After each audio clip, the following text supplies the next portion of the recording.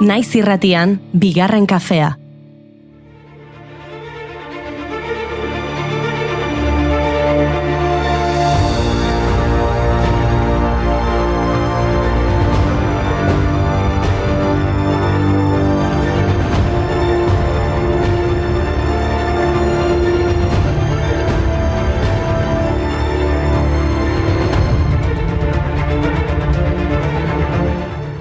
Arratsaldeon guztioi, Julen, Mai, arratsaldeon, zuei ere. Arratsaldeon bai, Goiuri. Arratsaldeon bai, buah, ostirala berriro, niretzat biziorik handiena. Bai, eta deno dakigu Goiuriren bizio handiena zein den, ezta? Bai. Bai, ezta, Mai? Zein? Txokolatea! Willy Wonka, the amazing chocolatier. Willy Wonka, Willy Wonka, everybody give a cheer. He's not as clever and so smart, he barely can restrain it. But so much generosity, there's no way to contain it. Ba, Charlie eta Txokolate lantegiaren protagonistak Johnny Deppek 60 urte betetzen ditu gaur. Beraz, zorionak Johnny Depp, zorionak Jack Sparrow, zorionak Ed Wood. Eta zorionak Willy Wonka, txokolateroa. Ez dago, Goiuri? A ber, Julen, ez dakit nondik atera duzun txokolatea nire biziorik handiena denaren kontu hori. Hemen entzun da, Txokolatezko txalupa bat nahi dudalako? Bueno. Txokolatea gustoko dut, baina uste dut behin baino gehiagotan argi utzi dudala nire pasio handiena beste bat dela. Irakurtzea dela, liburuak, literatura. Eta liburu bat txokolate ontza batzuekin? Bueno, agian bai. Urari begira haize bortitzak etengabe sortzen doinu bat olatuetan. Zaki Mikel Urdangarinen idazlea izango denik, baina idazle handienetako bat hil zen gaurko egunez 1860 urtean. Charles Dickens. Charles John Huffman Dickens, idazle ingeles ezaguna izan zen, narrazioan maisu, humorez eta ironiaz kritika sozial zorrotza egin zuen. Boz ez izena erabili zuen batzuetan.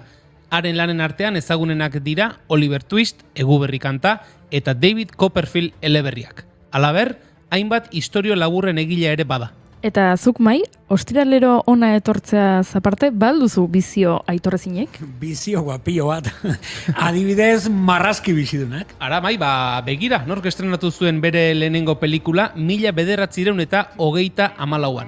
Donald ateak. He's my little pal. Wah, wah, wah. Donald Duck, Daisy is his gal.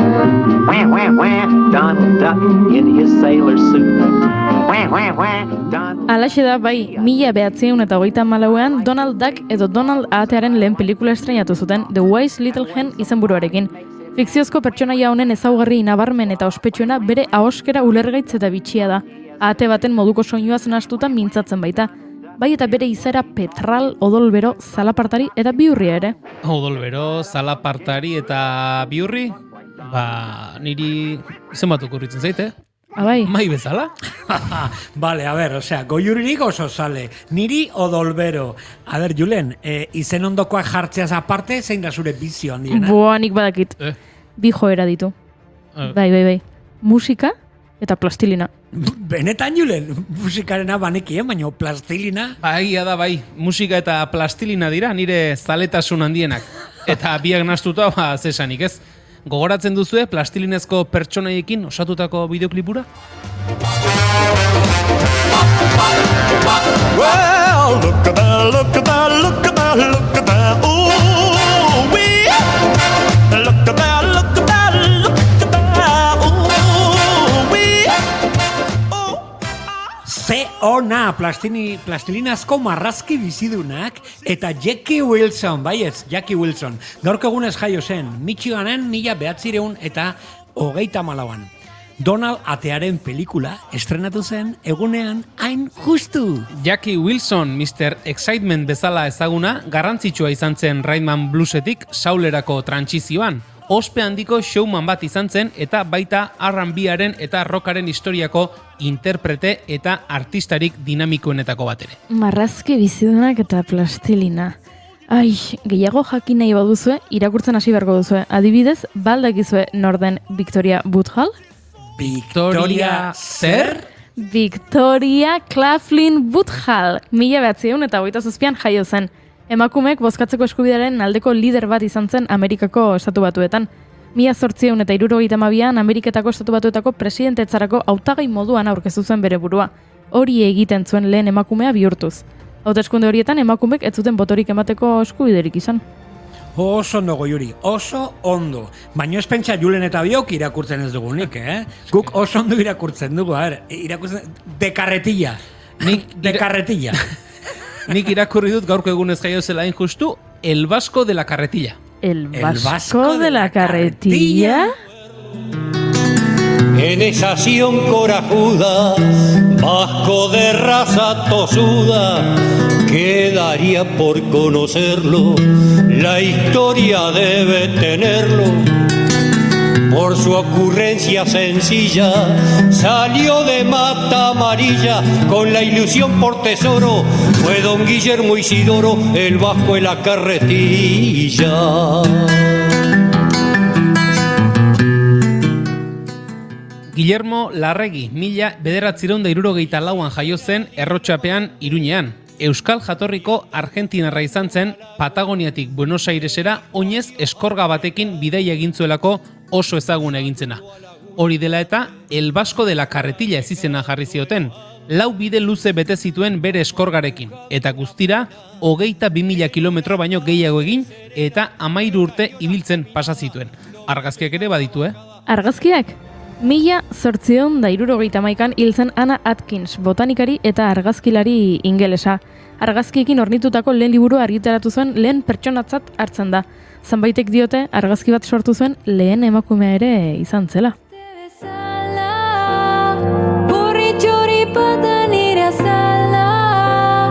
Hemen idatziko dugu dena ipuinik ederrena, printzesa hau esnatuta dago, ez dela uste bezala. Ba, ez daki, baino ipuinekin jarraituz, gaur Anton Irustaren urteak dira. Eta badire 3 urte, Pau Donés abeslariak utzi gintuenetik. Anton Irusta eta Pau Donés, kontalaritza eta musika, ze bizio politiak dituzuen ekipo.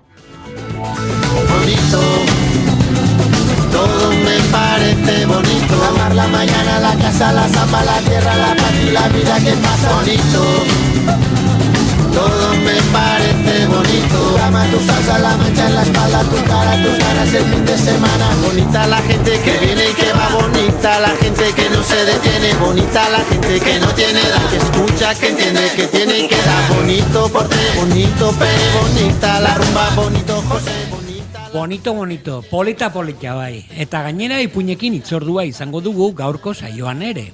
Miriam Mendoza kontalaria badatorreta. Eta musikaren edertasunean murgiltzeko, zer moduz, barroko pixka bat, Maialen Tellabiderekin Luliren figura gehiago ezagutuko dugu. Eta ez dugu eramango karretilarik, baina bidaia eder bat egin berri dute tanden bizikleta batean Ander Arandiak eta Garbi Arroiuelok. Afrikan ibili dira ia 9 hilabetez eta etxera itzuli diren honetan laborategira gonbidatu ditugu. Orduan ze, hasiko gara? Ba, nik esango nuke baietz, ezta? Irakurtzea, plastilina edo marrazki bizidunak, zein da zure bizioa? Nirea behintzat zalantzari gabe irratxe horik ederrena. Oi, ze polita. Ongi etorri txokolate zaleak. Ekainak 9 ditu, hau bigarren kafea da, eta bai, iritsi da, heldu da, ailegatu da. Gaur, ostirala da.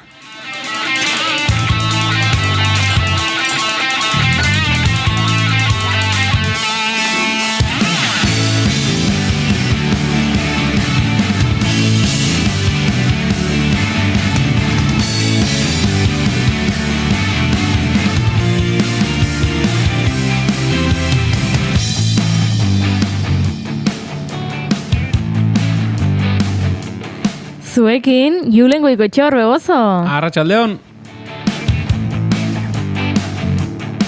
Eta ostiralero bezala, Mai Gorostiaga Pozo. Kaixo, koko naiz, eta gaur plastilina eta txokolateren arteko diferentziak azalduko izkizuet.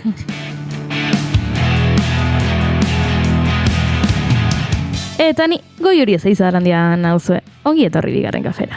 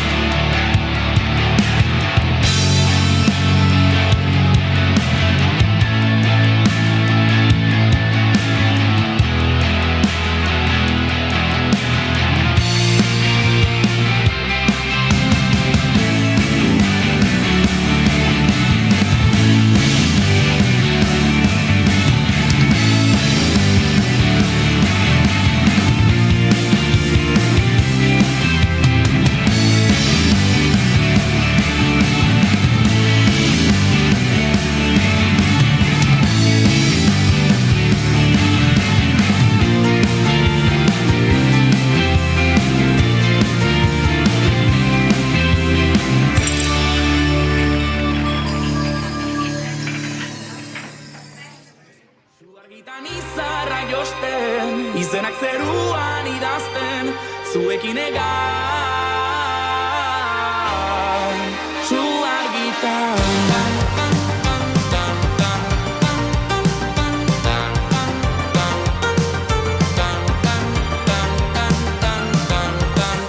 Nola ekin diztira.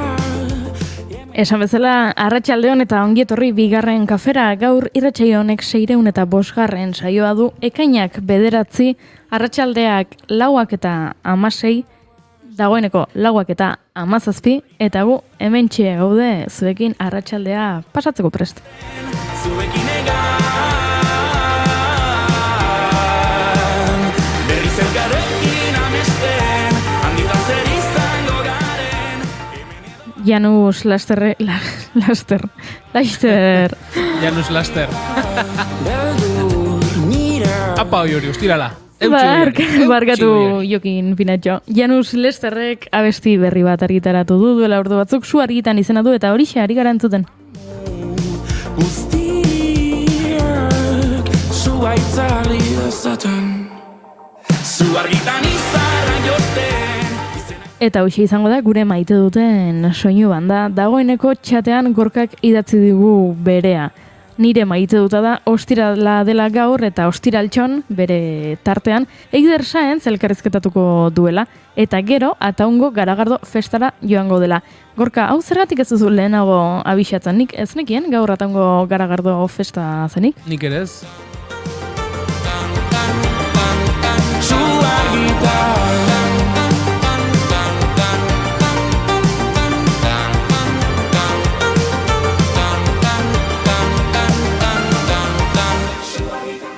Zer maite du bai Julen Goikutxe Orbegozok?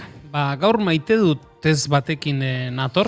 Ez da, ostiral giroan... Ez dira, baina atzoko albistea da, eta esan pena handia eman zidalako. Txomin Perurenaren eriotza, 79 urterekin atzo hiltzen, euskal ziklismoaren historian, txirrindularirik loratuenetako bat izan dena, nik esango nuke maitatuenetako bat ere, afizioaren aldetik. Egia da, nik ez nuela Txomin bizikletan lehiatzen ezagutu, gerora ezagutu nuen, zu ezagutu zenuen. Txikian nintzenen ikusi nuen Berazubim estadiumen, Tolosan pistatik, pelotoian hortik pasazan etapa bat, nik ez dakit 5-6 urte nituen bakarrik, baina nire aitak esate zuen, Txomin Perurena da hori. Eta badu ez, jendearen gan orokorrean mehintza, simpatia handia sortu duen personaia izan da, behin txirrendularitza utzi eta gero ere, nik orduan ezagutu nuen, Euskadi taldean zuzendari bezala eta aritu zenean, eta hori, azpimarratuko nuke hori ez, jende guztiaren gan, bintzan ere inguruko jende guztiaren gan bazuela, eragiten zuela lako miresmen moduko zerbait, izan nuen, bera ezagutzeko sortea ere, duela urte mordo bat, Euskadi irratian egokitu zitzaidan, kiroletan bolaratxo bat egitea, eta bertan Frantziako turraren eta Espainiako bueltaren kontakizunetan egunero etortzen zen, bera iritzi maile eta aditu modura, eta askoz, mikrofono aurreko uneak interesgarria ziren, baina askoz interesgarriagoa ziren etapen aurretik, eta etapen ostean mikrofonoz kanpo kontatzen zituen anekdotak, eta berak lasterketa nola ikusten zuen, eta egia da, nik sorpresa zarapatu ninduela, bere gaixotasunaren berri horrek, iaz ikusi nuen azkenaiko aldiz, uste dut, Ordiziako klasikan izan zela, eta orduan, Beti bezala, ez planta onarekin ikusten zen, eta beti itxura onarekin, eta baina tira, adinak hemen ez du barkatzen, eta 79 urterekin atzo hiltzen, eta horixe, hemendik ere, oroitzapen on horrekin geratu nahiko nuke.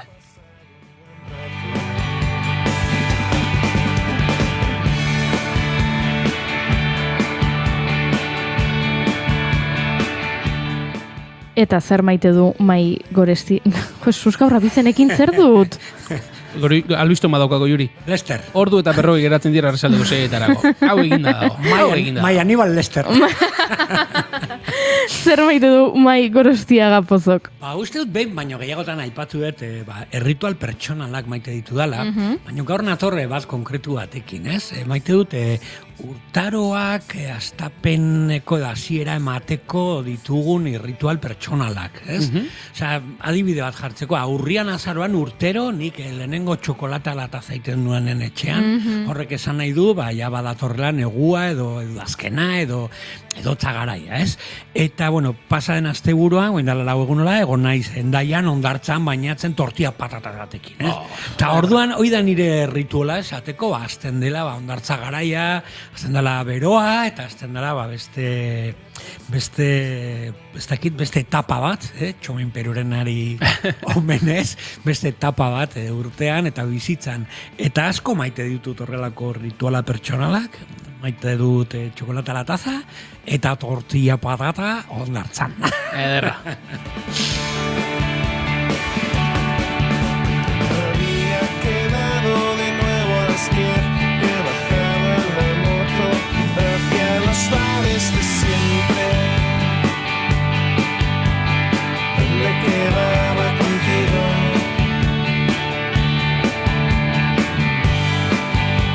Y no hacía nada de frío. He estado con Erika hasta las 6 y nos hemos metido. Nire gaurko maite duta hitz bat da. Hitz bakar bat. Bota. Eta horixe izango denera maite duta. Nik maite dut purtzilkeria hitza. Purtzilkeria. Zoragarria iruditzen zait eta aspaldian entzun gabe nuen, liburu batean irakurri nuen lehen aldiz duela urte asko eta horrela ikasi nuen, baino ahaztua nuen egia esan eta gaur txio batean norbaiti ikusi diot eta naiz oroitzen nori ez dut gogoan, baino purtzilkeriak ahoa betetzen dizu. Eta zer da purtzilkeria? Gauza kaiskarra, hutsala. Eta purtzilkeria esaten duzunean, ja ez duzu azaldu behar zer den, ze ahoa betetzen da eta ja nabaritzen zaio hitzari haserre kutsu bat eta zoragarria iruditzen zait hizkuntzak horrelako opariak ematea. Eta hitza bera esateko ja jartzen zuen aurpegikera berak ere ja nahiko esaten du, ez da purtzilkeria. Hau da, non baiten zuen nuen behin ez, marmitako hitza esatearekin ja ase betetzen zarela, goza juten zaizu. Marmitako hitzak ahoa betetzen dizulako eta ja ez daukazu goserik. Purtzilkeriarekin ja barruko haserre eta nazka eta sentimendu guztiak kanporatzen dituzu. Ederra. Painunaz betea dut eta aurpegia xuria. Sorora jautsi dira beleak eta nizarura. Begira, azken hor, duan balitzatia. Nori ireki, pentsatzen ari naiz.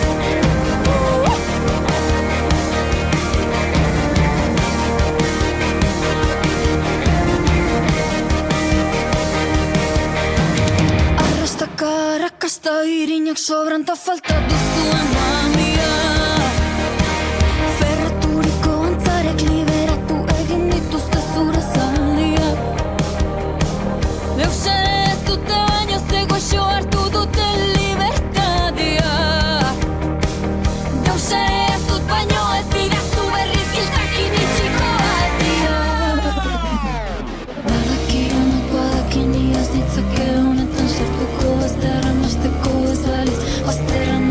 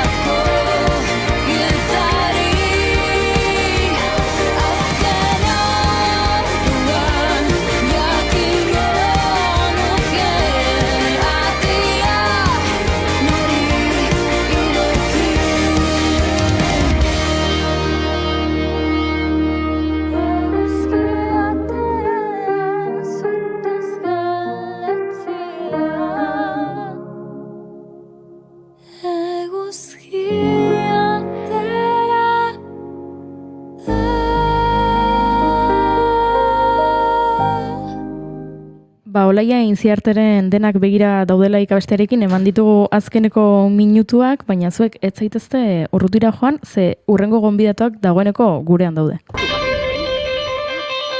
Gelditu makinak.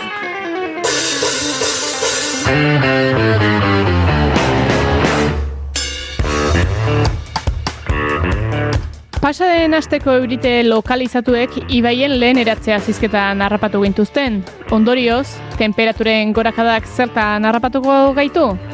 Bada zentral hidroelektriko txikien garaikidetasuna zizketan.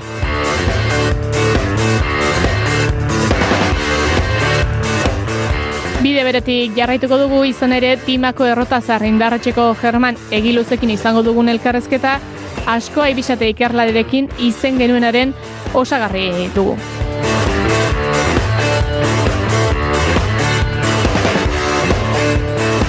Jarraian berriz, Arantxa Idieder kolaboratzaileari irikiko diogu Konpuerta, Ubidea eta nahi duen guztia txirrindola elkartea ezagutaraziko baitigu Peñat Blázquez kidearen bidez.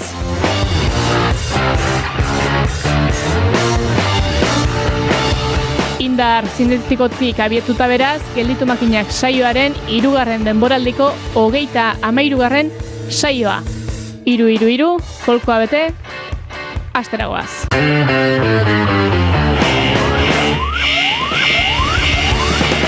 Jada entzungo duzue Gelditu makinakeko azken saioa, gure webgunean eta podcast plataformetan.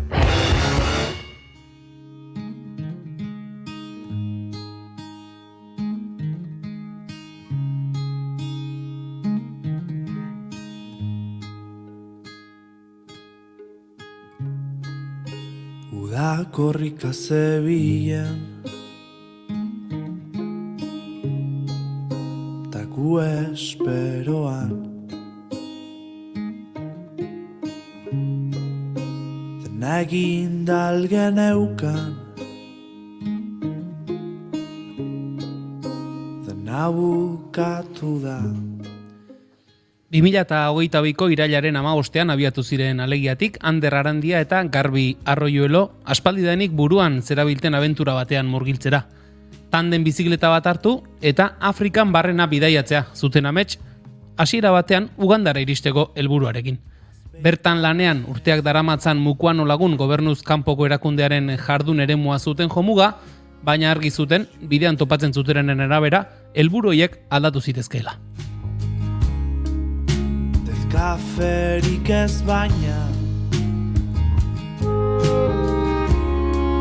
maitasuna tonaka. Alegiatik urduritasun eta ezjakintasunez beteta ateratzen motxilaura bizipenez beteta ekarri dute bueltan. Maiatzaren amaieran itzuli ziren etxera eta kilometroak beste esperientzia bitzita itzuli ere. Batzuk gozoak eta besteak ezain beste ziurrenik horixe baita bizitza.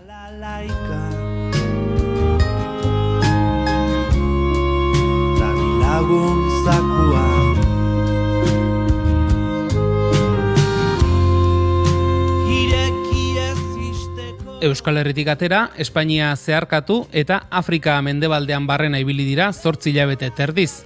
9 herrialde igaro ostean, Bolikostako hegoaldean dagoen Abidjan hirian eman zuten abentura amaitutzat eta etxera itzuli orduko gonbidatu ditugu bigarren kafera, Ander eta Garbi, bidaian zehar, nahi bezala kontatu izan ezin dizkigutenak, gaur lasai-lasai kontatu alizateko.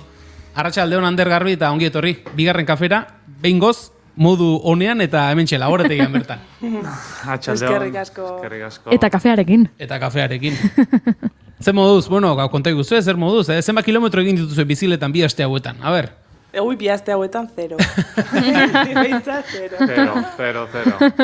Bai. Etorrita nik eman un paseotxo bat, betiko itura legez, azkenengo astean, buelta prestatzen da ez genuen bizikleta ikutu, ana binanen, bizikleta desmontatzen da nahiko lan bagenuelako, eta etorri eta aurrenengo gauzeniko isei nun, bizikletan betiko tontodromoa deitzen diogunari bueltatxo bat eman nun, baina esan nun, bastante nekatuta neola sentitu nun da esan nun. Bizikleta pixkaten aparkatuta utziko, beharra badu gorputza pixkat deskantzatzeko egia esan. izango dugu, abentura honi buruz hitz egiteko aukera, lehenengo galdera nolakoa ari da, buelta izaten? Nolakoa da buelta, 8 hilabete terdiz horrela ibilita gero etxera itzulera, nolakoa da? Nahiko berezia, ez? Nahiko, gozoa, beroa, egia esan oso ongietorri polit bat euki genuen aireportuan, Bilboko aireportuan, lagun guztiak eta familigo zan eta berezia izan zen. Eta, erosotasunera azkenean azkaro hitze zara. Orduan, gu badakigu zer dagoen hemen, badakigu dutxak daudela, gozoak eta erosotasuna dagoela eta azkaro hitzen zara, baina baini nabaritzen nahi naiz oso sensiblea nagola, ez? Dana usaiak eta janaria, zaporeak eta dana baloratzen duzula bestera batean. Lehen baino gehiago, ez? Bai. Eta beste muturrera joan da, non ikusten duzu, 2022ko irailaren 15 non geratu da? Bai, ointxe bertan asimilatzen gabiltza, oaindikan, eta oso indartsu atera ginela, oso motibatuta, oroitzapen politek geratu dira, despedida politia antolatu genuen, eta helburu bat betetzen duzun, sentsazio on horrekin, ezta? Espektatiba altua jarri genitun, ea horren beste hilabetez bizimodu horretan bizitzeko edo gozatzeko, ez? Irauteko baino gehiago disfrutatzeko gai izango ote ginen, kuadrillako bateko bestek esan ziten, baino ze flipada daukek, ez?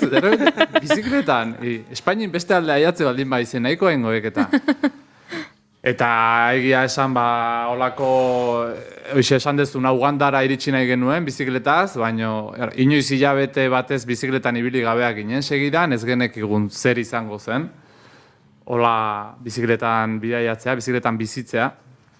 Eta, helburua bete dugun sentsazio horrekin, momentu zai asko pasa ondoren, eta pozik baita ere, Julen, eta hemen taldearekin elkartzea. Bidaian saiatu ginen, behin beste konektatzen, baina, klaro, handagoen internet seinaleare ez da hoberena, eta... Konturatu ginen, bai. Testiguru bizka jarriko dugu, entzulari esango diogu, akaso zuen bidaiaren berri izan dute, sare sozialen bidez, modu nahiko aktiboan aritu zaretelako, horren berri ematen, esan duzue, hasiera batean bazenutela, muguan ora iristeko helmugua, asmoa, baina beti ere oso garbi utzita, bideak esango zuela, ez? Bideak zehaztuko zuela nola izango zen, eta horrez gain bidean ere, bazen ituzten hainbat bisita edo erdi hitzartuta edo, pixkanaka, puntu ezberdinak ezagutu, gobernuz kanpoko erakunde ezberdinek, herrialde ezberdinetan egiten duten lana ikusi, eta aldi berean bazuen sare sozial horien bidez ikustarazte ere bazen helburuetako bat, baina guazen lehenagora. Nondik, Ander, gu badakigu, zuan ibili zinela, mukuanokoekin bere garaian ibili zinela, nondik sortzen zaizue, horrelako bidaiatzar bat egiteko ideia?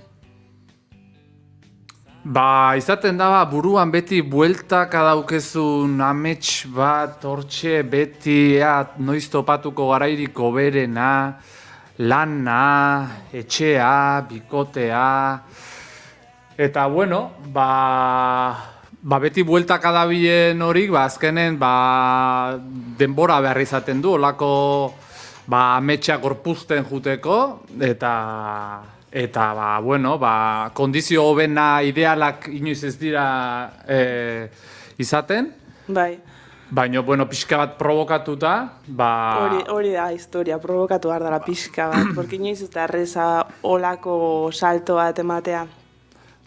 Den utzi behar izan genuen, eta gaina oso privilegiatuak, gaina bikotean egiteko aukera izatea. Eta hori izan zen pausa handi bat, dena uztea, etxea, lana, azkenen urtebeterako gazelako. Eta, pixka, zure galderan zentratuta. Asai, ondori zarete. Bai. Hori buruan geneukan ametsa zan, beti itzeiten hortaz, ez dakiz eta zan genuen, pandemia pasada, gu ez gaude gure honean edo... ez dakit disfrutatzen, aldaketa bat, edo, bai, zeu zer berria behar genuela, eta buruan dagoen horri eman genion, igual pizkat sua edo piztu nahi genion, nahi genuen, eta hori egin genuen. Azkenean data bat jarri, esan benga, 22an, gaina gu 22-23 zeo zer daukagu, eta esan genuen, hau da data. Zizke, ja, unibertsuak esaten digu, hau da. Orduan, esan genuen, bueno, benga, iraietik aurrera, eta urte bete, eta, hola, Afrika, pum, joan ginen erabakitzen, eta eman genion kaina. Azkenean, bueno, hori zuk esaten duzuna, denetarik egon da bidaian, baino bai bueltatzen gara sentsazio on horrekin, azkenean, bueno, oztopo guztien gainetik aurrera egin dugula, eta Afrika pixka zeharkatu dugula bizikletaz. Eta oztopoak, esaten ari zineten, bilatu behar genuen une egokia, gure bizimoduak antolatu hemen dana utzita joan, eta tandema sartu duzue. Beraz, oztopoak zuen buruari jartzen ere, abilezia pixka bat izan duzue tandenarena nondi nora? Zin altzen bi bizileta, bakoitza bere biziletan ezin zuen joan, tandena behartzen, bai edo bai? Bai, beti esaten dugu tandemak ere ikaspena eman digula, ikasteko zerbait. Ba, ber, tandemaren berri nola jakin genuen, kontatuko dieu. Alegin bizi izan, bueno, alegikoa dana Iñaki Pagola, emaztea dauka Garbine izena du baita ere, eta bisioan arazoa dauka. Eta beraiek urte askotan tandemarekin bidaiatzen ibili die, modu horretan. Eta beraien berri jakin genuen, eta kontaktuan jarri ginen, eta tandema probatzeko utzi ziguten. Oain Donostian bizi die Antiguon, eta impresio oso ona izan genuen. Tandemarena, utzi ziguten probatzeko bueltatxo bat emateko, eta impresio ona eman zigun, eta jarri ginen bila bat topatzeko, eta agertu intzitzaigun, Alemanin bigarren eskuko nahiko tandem ona, osagai frenu, kanbio, eta tandem bizikleta, kalidade honeko bizikleta bat, eta alaxe ja etxean geneukela, esan genuen, bizikleta hau etxean neukita, tandemen abituko, bea. Bai, probatu genuen ere bi bizikletan beste bidai motzak egiten, eta egia da, Anderrek daukan ritmoa eta nik daukadana oso ezberdina direla, eta Ander oso teknika ona dauka, bera txirrindulari profesional izan dakoa da. Profesional da, afizionatua. Baino serio ibilitakoa. Claro, azkenean geratzen ginen ritmoa oso diferentea zen. Orduan pentsatu genuen, tandemarekin behintzat ritmoa berdina izango da. Eta bizikleta oso bizikleta ona zen. Nik daukan bizikleta, igual ez da horren ona.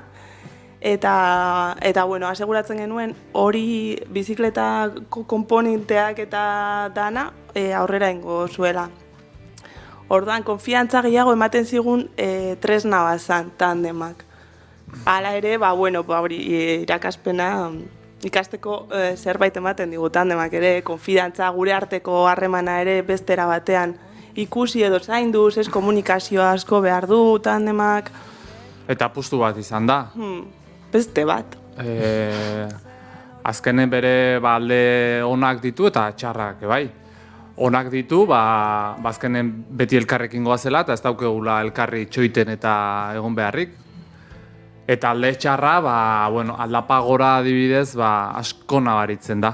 Pixua eta aldapagora nahiko motel igotze ginen eta esfortzu asko eginez, baino gainontzen oso ondo portatu da bizikleta.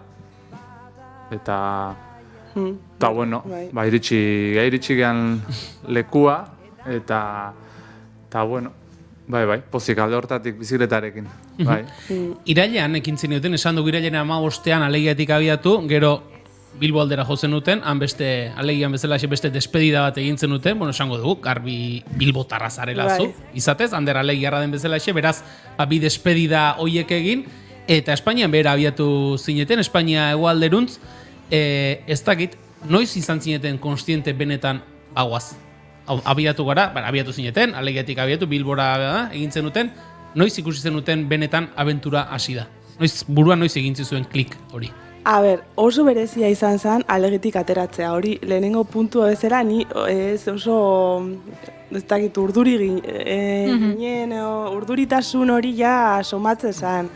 Baina egia da oso abentura niretzako handi egia zala, ez tozula sinesten erabat inoiz. Inkluso, nik uste dut, Saharan geundela, pentsatzen genuen, nik esan nion Anderri, ostra, Saharan gaude, eta etorri gara bizikletaz. Baina hemen, honea jendea tortzen da, bioieze, urrun gaude. Ja, ez daukazu sentsazio hori, horren urrun zaudela, porque bizikletaz etorri zara, orduan, ez da, nik ez dakit noiz hasi ginen ja sinisten bai aurrera gindua zela abenturakin, baino incluso Afrikan, Egia da burbuja baten bezala atea ginela, prestaketak eta sartze izun zurrunbilo hortan atea ginen pixka eskopete hau. Eta ni igual esatezula bai konturatu nintzela Burgosea igotzen eginela, Peñanguloko portu zaharra igotzen hor Artziniegatik gora. Hor konturatu nintzen, ostra, hau serio dijo, hemen nekea, geho baita ere paisaiare desberdine da, pixkat goiko lautada hartara iristen zeanen, eta esan nun, bueno, hemen paisaia desberdinetara, eta ez, Bai, ikusi genuen ja Euskal Herritik kanpo geundela, ja, nervioso. Oida, bai. Eta han esan genuen, ostras, bueno, venga beste bat, eta Artziniagatik aterata, eta lehenengo portua zan, gainera, lehenengo aldapa ondixea bezala, ez? Bai, portu exigentea da, hemendiken gora teatzeko. Fuerte atera ginen. Eta gero aldiro mapa ikusten, ikusten zan, errez nabaritzen zan, ez? Peninsula hartu hola mapa, eta pixkat aldendu ginen. Etxetiken, baino... oso motibatuta indartxu atera ginen, zatik, goatzen naiz Artziniegara iritsi ginela, eta hori, gestion bat erdipurdi utzi genuen egiteko, eta esan genuen, bueno, Ni pentsatzen nuen bueltatu behar nintzela, bizkaibus baten. Astebete pasada, horren beste despedida eta histori, eta oendik hemen gabiltza bueltaka. Gaina Bilbotiken atea, eta silla batzuk eskatu genitun, silla desmontable txiki batzuk, eta... Aztuta utzi genitun. Eta Garbin ama etorri zitzaigun sodupea, sillakin. Aste honetan, aitortu du nere amak kriston ilusioa egin ziola, dei horrek. Aitzaki bat bazuelako zuekin egoteko. Berriro ikusteko. Marroko zenongo bazinetere joango zen, aitzeki horretan. Ai, zehaztu zela. Bueno, abiatu zineten beraz, eta... Pixkanaka, bidea egiten joan zarete, eta esan dugu sarreran, 9 herrialde zeharkatu dituzue, uste dut kasi 9.000 kilometro izan direla hortxe buelta horretan izan dira, batek egingo du ez, hemendik abiatzerakoan, gaur egun dauden baliabidei esker, hemendik joango gara, hemendikona, egingo dugu bilbide bat, egingo dugu, bidean, oso galdera orokorra egitera noana, zer topatu duzue, bidean? Zerk espero etzen duten faktore asko topatuko zen dituzten, zer horrela galdetze dizutenean, zer topatu duzu bidean, zer da lehenengoa datorki zuen gauza, edo erantzuna? Nei tortz zaitena da, aurrera egiteko indarra eman dizun jendea eta laguntza. Laguntza, bai bertako jendea eta bai hemendiken jaso deguna WhatsAppez edo sare sozialetatik. Hoi da nik banekien, topatuko genuela aurrera jarraitzeko laguntza hori, baino hori gabe, babes hori gabe horrek, psikologikoki edo motivazio aldetiken asko lagundu digu. Adibidez, hasieran gurasoak eta ez zuten ulertzen. Hemen lana utzi, etxea utzi, noa Afrika eta dena ez ezaguna, eta noa zoazte, eta arriskutsu izango da, eta gero kontrakoa. Haitxe, eta venga, egurre, eta zera, emoztezu, telefonoa ustez esatezu, nera etxe, hola, animatzen, hau, eta, bueno, ikustezu, errespetatu dula baita ere, zure erabakia, eta errespetatzeaz gain, gainea, laguntzen nahi zaizula, eta hori oso politxe da, bai. Bai. Niri etortzen zait ere, hori, hango jendearen ongietorriak eta laguntza, eta han beti geneukan norbait jotzeko, naiz eta ez ezagutu, inor, baina norbait jotzeko eta esateko, mira, hemen behar dugulo, eta non, eta haiek pozik guri laguntzeko. Hori da niri harritu nauen asko, eta ez da posten gaituena, ez? Eta laguntzen diguna asko, bai. Marruekosen ikasi genuen lehenengo hitza izan zen marjaba, ongietorri, ez? Gero nik goratzen dutola hitzak golofez esaten da teranga ere, nola da? Ongietorri ez, baino hospitalidad bezala. Bai, hori da, bai. Olako hitzak ikasten genituen. Eta hori da, han erabiltzen diren faktoreak direlako, ez? Edo balore horiek hor daude, oso presente, beti, laguntzekoa. Esan dugu, elkarrezketaren hasieran ere nolabait, bidaia honek bazituela, bizikletan kilometroak egiteaz haratagoko beste helburu batzuk, eta horien artean bazen baita ere, herrialde ezberdinetan referentzia zenituzten gobernuz kanpoko erakunde batzuengan hurbildu, beraiei bisitak egin, eta haiek egiten zutenaren berri jasot, eta zabaltzea. Ze topatu duzue? Ze herrialdetan konta duzue bisita horiek eta harreman horiek nolakoak izan diren? Bai, hasieran peninsula zeharkatzen bisitatu genituen gehien bat gure familien da etxeetatik pasa ginen. Garbiren familia aman aldetik Zamoratik dator, eta handikan pasa ginen, eta baita ere bisita politiak izan ziren. Gero nik ere Extremadura, nire ama Extremadurakoa da. Eta gero ja Afrikan, Marruekosen, gero ja Senegalen hasi ginen gehiago, Euskal Gobernuz kanpoko erakundek lanak dituztelakoan kolaborazioak egiten. Eta pixka mapeatu genuen interneten, eta lehendabizikoa Senegalera iritsi, eta Gandiolera. Hori da. Eta azkenen, azkenen erakunde batzuk dien, Euskal Herriko jendekin harremanetan dagoena, eta, pentsatze genuen, proiektu interesgarriak izango zira alde batetik, ezagutzeko eta ezagutarazteko, eta gero guk baitare atxeden hartzeko, baitare aproposak. Eta denetarik ezagutu dugu, batzuk igual konkistaitu gaituzte gehiago, beste batzuk igual kanpotik ikusita, igual desilusionatu, baina gehienak onera. Konturatu gara, gobernu kanpoko erakundeen lan oso delikatua dela, laguntzea ez da bat ere simplea, ondo laguntzea, nola lagundu, azkenen laguntzen dezunen dependentzi bat ere sortzen dezulako, edo desberdintasun bat, zergatik zuk ezin dezu herrialde guztia lagundu, baizik eta puntu jakin baten.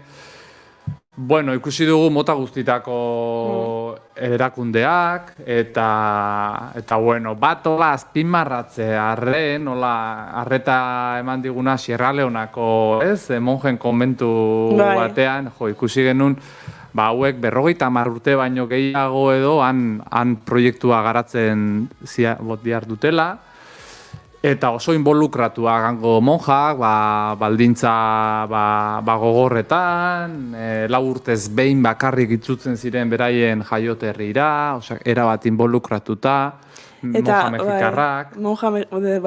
Eta Afrika herrialde bat apurtzen dizula eskemak etengabe, behin apurtzen, eta gu igual, torkigu Europatik, kristianismo histori batekin, edo hemen ikusten den bezala, kritika batekin, eta egia da pentsatzen nuen, konbentu batera goaz, eta apurtzen dizu eskema berriro. Han ikusten duzu nola mugitzen diren monjak, eta ez da, kariño berezi bat hartu genioen, nola galdetzen zuten bidaiataz, eta nola sentzen ziguten, gaina berezia izan zen hango egonaldia, gure urte betetzak izan ziren, eta pixkat sensibleagoa bezala junginen, ez genekien nola ospatu behar genuen, eta oso polita bihurtu zuten egunak, eta... Gero Afrikan ere erlijioak presentzi handia dauka. Bai, ezberdina da. Musulmanak Marrokosetik hasita, Mauritanian izugarri, errezatzen, mezkitatan, eta gero geroz eta hegoaldeago,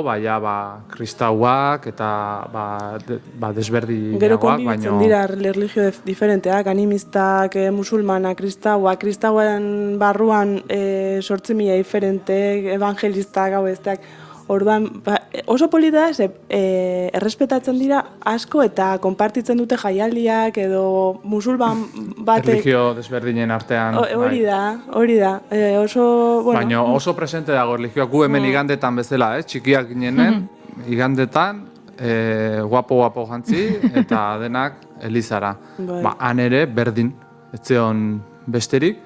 Eta erlijio bakoitzak bere ospatzeko moduak zituen, musikarekin, evangelistak musika gehiago sartzen dut zuten. Dantzak, azkenean haien terrenora eramaten dute. Bai, gero musulmanak Ramadana ere tokatu zaigu bizitzea. Ramadamaren jaialdia, azkenengoa, maitzerako jaia. Bai, erlijioa dauka presentzi bat eta beraien egunerokotasunean ere asko oso presente dago, ez dakit, bai. Joan gara, galdera ja. Galdera ez dakit, baina. Interesgarria kontatzen ari zaretena.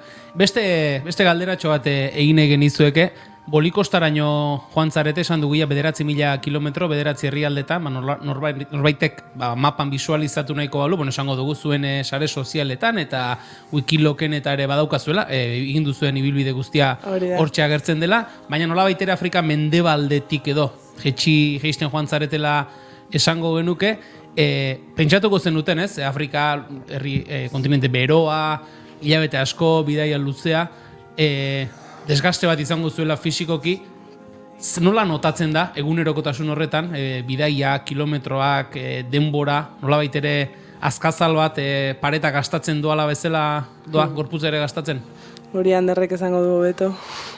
Ni konturatu nintzen Nuadibun behintzat, Mauritania sartuta lehenengo hirian, Saharako basamortu zati gehienak, Sahara pasata gero, gaudela izugarri nekatuta, gaina konexio bat eta dena egiten saiatu ginen, ala moduzkoa aterako zan.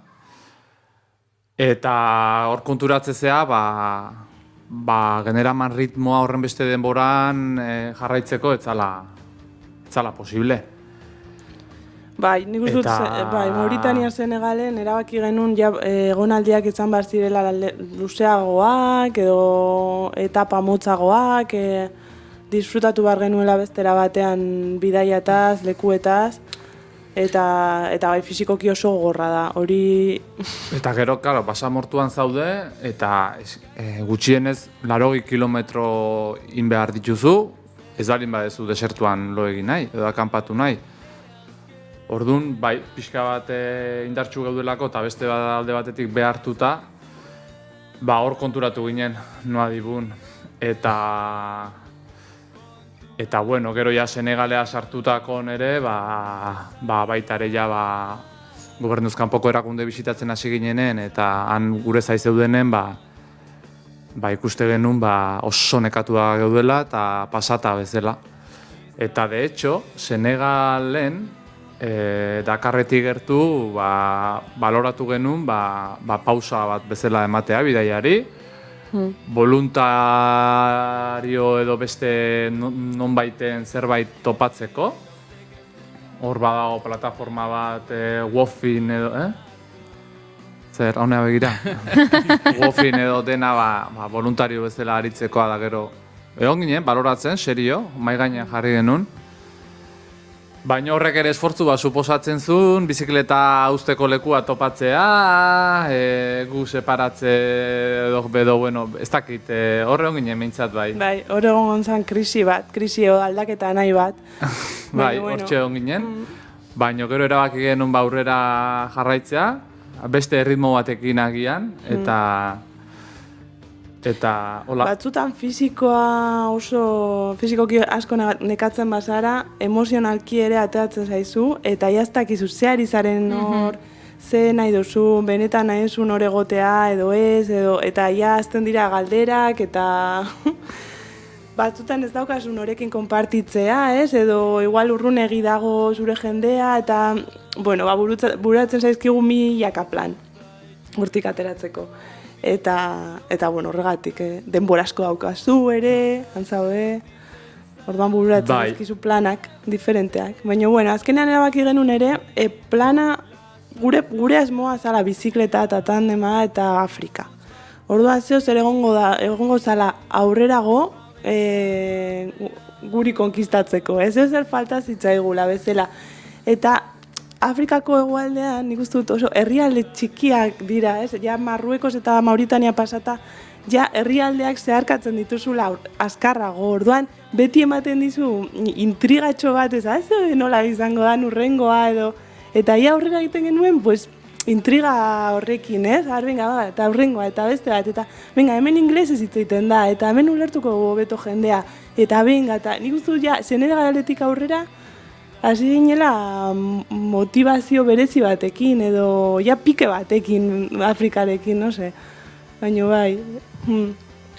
Bueno, mezu hori, benetan interesgarria iruditzen zaiz, alrebeskoa izan balitz, genden, herrialdeak amaitzea nahi genuen, etxera itzultzeko, baina horrek esan nahi du berriz ere itzuli zaretela, baina ar bat geratu dela hor barruan geratu dela, bueno, ez dakit, beste noizbait, beste modu batera gaso, eta beste bide batzuetatik, baina bide hori jorratzen jarraitzeko ar hori behintzak geratu zaizuela dirudi, hori da nik uste 9 hilabete hauek laburbiltzen dituen sentsaziorik onena akaso.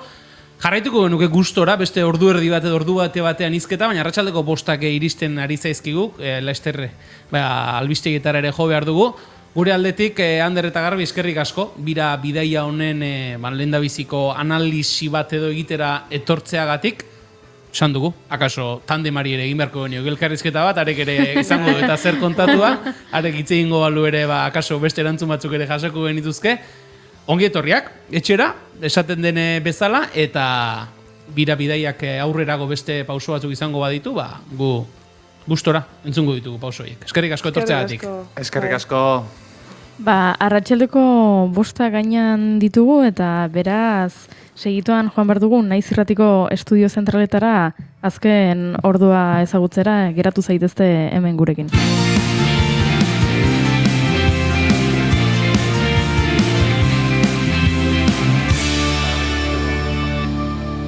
Emaiozu bigarren aukera bat egunari. Naiz Irratian. Arratsaldeon oian ozaeta. Leon danoi, hainbat elkarretaratze ditugu arratsalde honetan Euskal Herrian alde batetik hezkuntza legearen aurka eta sare publikoaren alde kaleak hartuko dituzte gaur eskola publikoaz arro plataformak antolatuta. Manifestazioak egingo dituzte Bilbo, Donostia eta Gasteizen arratsaldeko 6etan. Izan ere hezkuntza lege proiektuaz eztabaidatzen ari dira Eusko Legebiltzarrean, baina dagoeneko zenbait sektorek argi dute aurka daudela eskola publikoari mesederik egiten ez diolakoan.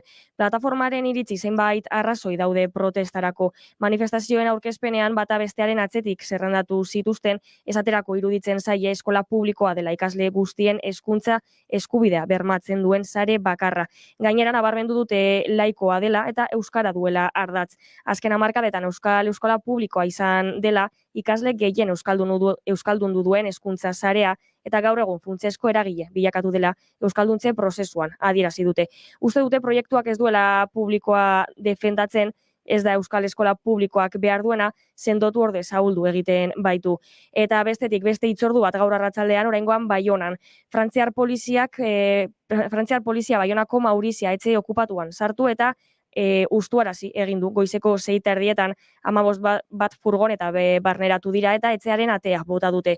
Elkarretaratzea deitu dute arratsaldeko 6:30 Frantziako poliziako agenteak Baionako Saint Espirit auzoko Mauriziarekin utzean sartu dira proiektua bultzatzen duten gazteak etxetik kanporatzeko. Gaztek materiala bertatik atera dute, poliziak atea bota du, baina ez da liskarrik izan. Prefektuak komunikatuak kaleratu du azalpenak emanez, eraikinaren jabeak egin du deskokupazioa eta arrazoi gisa pertsonen segurtasuna ez dela bermatu. Ipar Euskal Herriak gaur bizi duen etxe bizitza krisiaren testu inguruan bizitoki bat antzemateko ezintasunean ziren gazteek bertan bizitzeaz gain, larrialdiarako etxe bizitza eta proiektu soziokultural bat eskaintzeko proposamena planetan ezartzen hasiak ziren. Gaztek maiatzaren 4 okupatu zuten eraikina eta 3 aste geroago jaso zuten kanporatzeko agindua. Maurizia proiektuaren bidez gaztek etxe bizitzaren arazoan jarri nahi izan dute arreta eta proposamen soziokultural bat eskaini nahi izan dute Aturri ibaiaren eskualdean dagoen auzoan. Inguru honek eraldaketa urbanistiko garrantzitsua biziko du datozen urteetan eta Mauriziatarrek arratsaldeko 6:30 udaletzaren aurrean biltzera deitu dituzte herritarrak. Eta onarte momentuz arratsaldeko 6etan itzuliko gara berriro ere azken ordukoarekin. Gero arte. Eskerrik asko Oiane Ozaeta, guk gauza asko dauzkagu kontatzeko eta hementxe jarraitzen dugu bigarren kafea.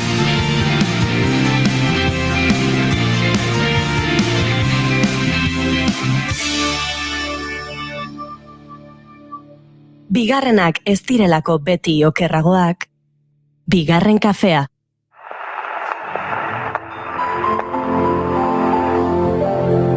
Engine hummed and bitter dreams grow, heart locked in the Gran Torino. It beats a lonely rhythm. Gramofonoa. Istitzu Pinatxorekin. It beats a lonely rhythm all night long.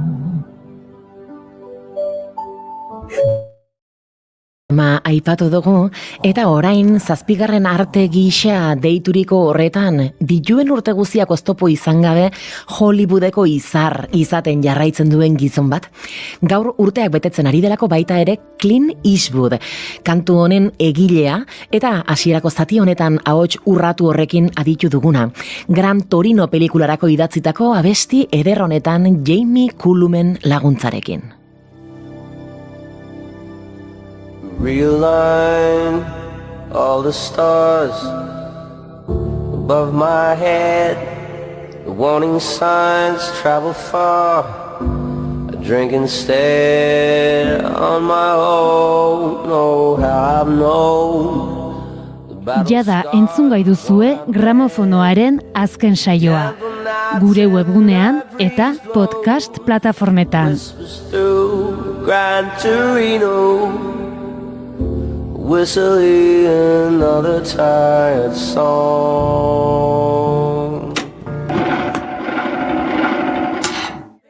Begiak irentsi dut malkoa, itxi ditut begiak ta ez esan, inora ez banoa.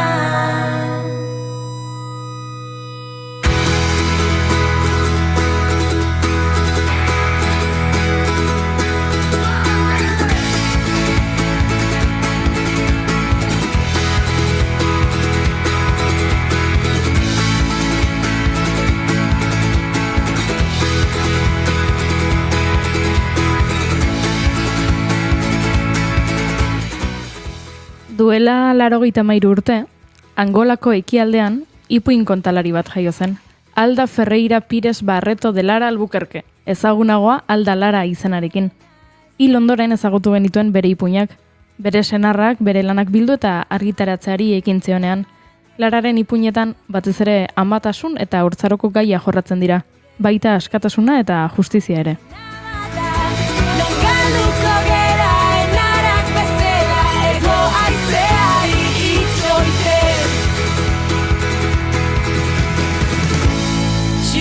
Begiak ta irentsi dut malkoa, itxitut begiak ta ez esan, inora ez banoa. Duela 60 urte, Euskal Herrian, ipuin kontalari bat jaio zen, Antxon Irusta Zamaioa.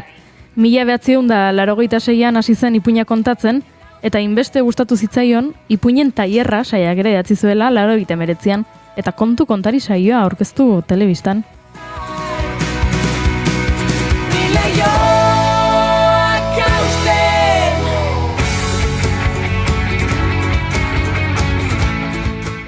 Duela 10 urte, 2013an, bai, 10 urte pasa dira dagoeneko, literatura Nobel saririk laburrena banatu zuten. Alice Munro kanadiarrak bere ipuinei esker lortu zuen sari suediarra.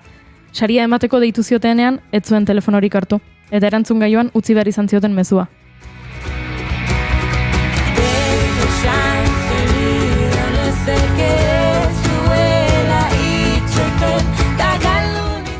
Ikusten duzuen bezala, aitzakia ugari ditugu gaurkoan ipuinetaz hitz egiteko. Eskerrak gure hurrengo gonbidatuak telefono hartu digun eta gure estudiora etortzeko gonbidapena onartu duen. Miriam Mendoza Zarauztar ipuin kontalaria dugu gurekin eta galdera asko egin behar dizkiogu. Arratsaldeon, Miriam. Arratsaldeon danoi. Zer moduz? Earki.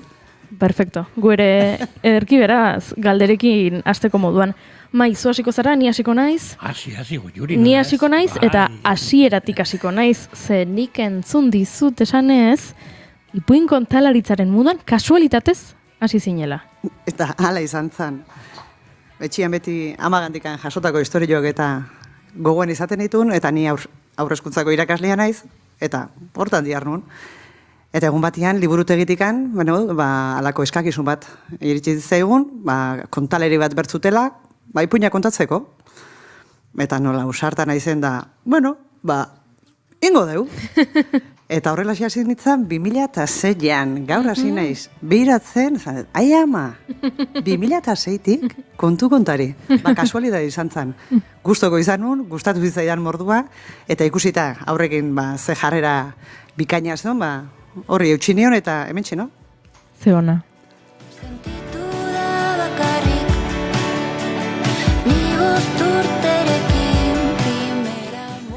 Arratsaldeon, Miriam. Arratsaldeon, mai. Hemen askotan gonbidatuekin hitz egiten dugu, zeiturrietatik edan dugu, ipuina kontatzeko orduan. 2006an hasita, baina esango nuke, ipuin kontalari batzuei, behintzat zaletasuna edo zer izango zen izaintzu dira, zure iturriak. Antxon Irusta aipatu dugu, Urrezko Kalabazasaria, urteak bete ditula gaur. Zorionak, Antxon. Nondik edan du Miriamek? Nik edan den nire eman historioetatikan. Hortikan hasi zen zaletasuna, eta gero ipuinak irakurri eta gustoko nitunak niri ekitea. Egia izan, berandu sortu zitzaidan beste kontalariekin jarduna edo beraien itzutea juteko grin hori edo behar hori. Baina gehien bat etxetikan jaso nun zaletasun hori eta eskertzekoa, noski. Diferentzian dago, zure ustez, ipuin tradizionalan, edo etxean entzuten dituena, edo tradiziozko etorritakoak, edo literaturak eskaintzen digutenak? Bai, azken finean, nik uste etxean jasotakoak baita emozionalki gehiago lotzeigue.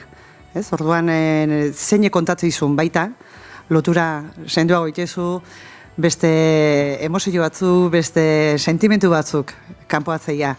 Literaturakin noski jasote juzun, nik uste bai, aberastasun hori, agian etxetikan jaso ezin dezakezun mila historio desberdin, lurralde desberdinetakoak, garai desberdinetakoak, etxekoak asken finan hori dira, gure tradizioko oinarrikoak, hemen gehien bat Euskal Herri inguruan, baserri inguruan, eta horren literaturak, bai, noski, mundu hori pixkat zabaltzeko aukera eman digu.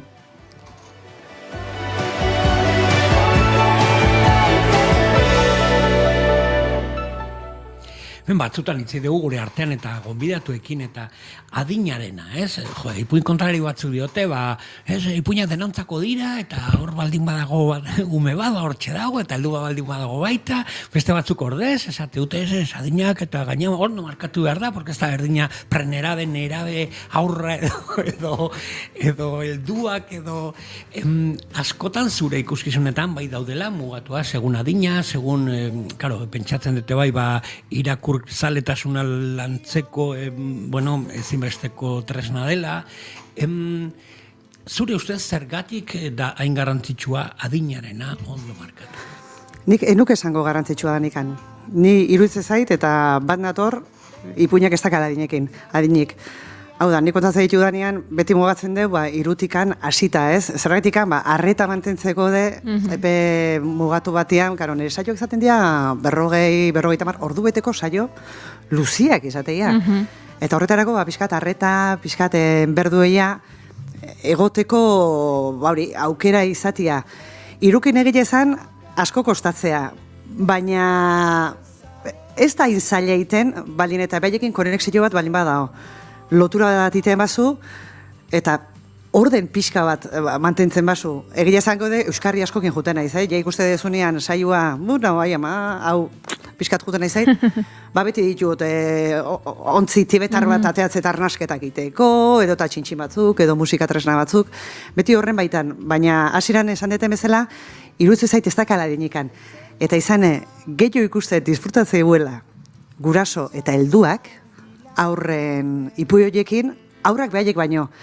Ze askotan, ipuinak kontzate dituzu, baina gero ondorengo horrek dakarren posua, umiak aurrak ez du, bere disfrute hortan egon da, bere plazer hortatik jaso du, baina ondorengo hori jaguntzaio. Aldiz helduak, esateu, hau izana. Eta horbanik esango nuke ez dakala dinekan. Mugatu behar deun oski, esan dizuetan gatikan, arreta kontua gatikan, eta askotan de kopuru alde mugatzeko. Ze zabalikutiko bagendu, esango izateke, batzutan, nahiko kaotikoa. Eta bestalde baita ipuinak prestatzeko momentuan eta antolatzeko momentuan, ez da berdin 3-4 urteko ipuin batzuk antolatzia, edota 9-12 urtentzako edo helduentzako antolatzia. Orduan, hori denak kustartuz. Egia esan, ipuinak ariak, gehientsunak, antzeko parezidua dira danantzako. Bakarrikan aldatzea dana da, kontatzeko modua, edo iztegilea, luzera, guzti hori. Ze oparia, etxeko elkarrezketa horiek umekin emanaldi bat eta gero. Ni askotan izan den nire umearekin, ez dakit, saio bat bukatu ondore, joten zara etxera, eta beraien galderak edo zure refleksioak edo hain berdinak alde batetik eta hain ezberdinak dira beste aldetik, oso aberasgarria dela, eta ipuina ez da bukatzen holtzan, baizik eta rekorrido handiago daukala oraindik, ez? Bai, alaxe da, nik uste hori ere bai geho, plasmatzeala, egunerokotasun hortan, askotan entzundan ipuina edo jaso duen ipui hori, nik irakasle naizen hortatikan, nik gelan segituan somatzen da, hau badator nubaitetikan, egon dantzarki bat ikusten, edo, historia hau. Behaiek gaina, historiak beraien egite dituzte, eta askotan sinistu iteu, sartzen diala murgiltzeia historia horietan, errealak izaten diala behintzat. Eta hor dago, zuk esate dezuna, aberastasun hori, jarraitu ari hortatikan, eta tiraka jarraitu ezkeo, jungo gainateke, unik zaten bezala ilargiraino. Askotan landu izan duzu ere gurasoekin, eta ez, esango nuke umekin juten bagara gurasok, askotan guk ere nahi ditegu gure tresnak, gure ikastarotxo partikularra, ez? Eta saio bukaeran igual gerturatzen gara ipuin kontalarina, zara izo de truko batzuk eman, edo zer egin dezaken nik, ez que nik kontatzen dut etxean baino ez zu bezala, eta harreta ez dute mantentzen, ez dakiz ere egin gurasoak ere ipuin kontalari. Bai, eta nik uste eta adibidez hemen Tolosan damatzat, 2006an hasi nintzen hemen, eta helburu hori izan, ez? Gurasoai pixka bat ematia hori, erramintako euskarri batzuk, nun ipuinak nola kontatu. Eta baita asko gustatzen zait, ze nik aukeratze ditugan ipuinak liburutegi bertakoak izateia, eta izateia ipui pixka bat ezberdinako saiaguak, komila tartian, kontatzekoak. Ze gurasoak nik ulertze dut, etxeri izten dianean nekatuta dago eta orduan ipui errexak, ni bete esate detena, ez? Disneyak edo horrelakoak errexagoa dira. Eta orduan, beste ipui batzuk arte ituzunean, ikusi izan diet arpeginan da, eta nola demonio kontatu behar dugu. Eta orduan, hori da helburutako bat, esan, bira, ipui hau, eta kontatu gehu, eta egia esan, gurasoak, sorpresa hartzeu askotan, jope, sekulet zidan okurrituko, hola kontatzia. Eta orduan, hori bada, ez da ikastaro bat, baina bitzat, ikusiaz umiak bezala, umiak ikasteue, ikusiaz, gurasoak berdin. Ariketa ederra, bai. Hemen, da gai politia hitz egiteko, bai, ez? Liburu ez lagundutakoa kontatzen dituzunean, nola edo, segun zer edo, nola atera zuko guztia, bilduma hori edo liburu hori, ez? Bai, eta gero da momentua baita. Egun guztiak ez dira berdinak. eta zuk askotan prestatu duzun ipuin hori nahi diozu, jungo naiz alderdi ontatikan, oi ama, etxian dakazu danan tolauta, dana, mendikan jungo naiz, hau eta gertzen zet, ez duzu, aiba. Orduan, askotan bai, pretensioak izate ditugu, baina gero nondik anora guteian, ja, beste kontua izatea, baina bai, aldez aurretikan, danak pixka bat ikusi, alderdia ukitu dezaket, eta inoiz de bai gertatu izan zait, hasi zerbait kontatzen, eta aurrak esku altxa, eta beste zerbait kontatzeko gogua izan, hori de jasoen, berda, ez da kontua, ni kontatze dut, eta danak iso, ez. Hor, junetorri bat dao, eta junetorri hortan, egon berdu, hori, erreka joan bezala, ez, urak dakarrena, hori jasoko dut, egun batzutan hobeto, beste batzutan okarro. Gehiago sufritzeuen ikusten liburu zainak. Liburu zainak da, baina, keldik, ez, xerita, baina ez dakiz, Azkenengo saio batean usurbilen izan, eta karo, zian 4-5 urteko aurrak, eta bat etzan da, bestia xerita, bestia belauniko, kontakizunai jarretzen zioten, liburu zaina zeon ikusten hon. Xeri, bukatu zanean gerturatu izaien da, Mirian, zera eski pasa esun, ez? Eten. Ez? Gaizki somatu nazu eta? Eske ni sufritzen hon, naiz, ikusten nizun. Gaina, geota aurreago zijoazten, ja zure oinazpilan, ja hankak ikutzen da. Baina eske, umia dia, armaioak ez ditut, nahi, horreke aberazteu saio bat. Nola, azte zaigun batutan umeak direla, Bai. Eta umeen gauzak egiten dituzela eta hien guk ez ditugula ulertzen eta noski umeek gu ez gaituzela ulertzen askotan. Gaina azkarregi azten nahi geha umeak. 3-4 urteko, 5 urteko umeak, nik beti esate dut, eta nire daketan eskarmento baita irakaskuntzan. Haurtzaro momentu hori de bai asko mozten nahi da, eta pena da. Eta orduan orde bai da, refleju izatea, zaio hauetan. Eta kurasok ere bai nola tratate ituzten. Haundi eta ez umia dia, eske umia da, nola ez du ingo. Bai. 2006tik ona nabaritu duzu aldaketa hori? Geroz eta gehiago, geroz eta haurtzaro laburragoa dute? Haurtzaro laburragoa eta arreta mantentzeko gaitasuna de asko, baina astakei bat jetxi da. Nik nire, 50 urte ditut, orduan pixkat. Nire adinak nik teknologian jaiu ez naiz, baina ikusten nahi naiz, teknologiak eta karen onurak, oso onak diela, baina eraberian de bai, ze goiz azteian, mobilakin, tabletakin, eta horrek, karo, beraientzako da, bapateko eskaera, bapateko erantzuna, eskaera, erantzuna. Eta ez dakae, itxoiteko gaitasun hori, edo galtzen nahi geha, eta ipuisaiotan den, nabaritzen da, sarri aldatu behar dituzu ipuinak edo estrategiak, edo hori txintxinak atea, bestia, eta hori geota gehiago kostatzen nahi da, bai. Alderdi hortatikan arreta asko aldatu da, eta beraien jarrera ere baita. Enuk esango lotxaga biodianikan, baina ez dakit nola izendatu. Izan daiteke lotxagabe, ala sentitzen balin baduzu, esan dezakezu lasai asko. Lotxagabe izati oso aberatxa da, eta nire guztatzen gaina geho behaiekin jarduteko atita, baina ia lotxagabe oro jakitun bihurtzei asko. Eta hor ikusi dut aldia. Arretan, eta lotxagabe tasun desberdin horretan.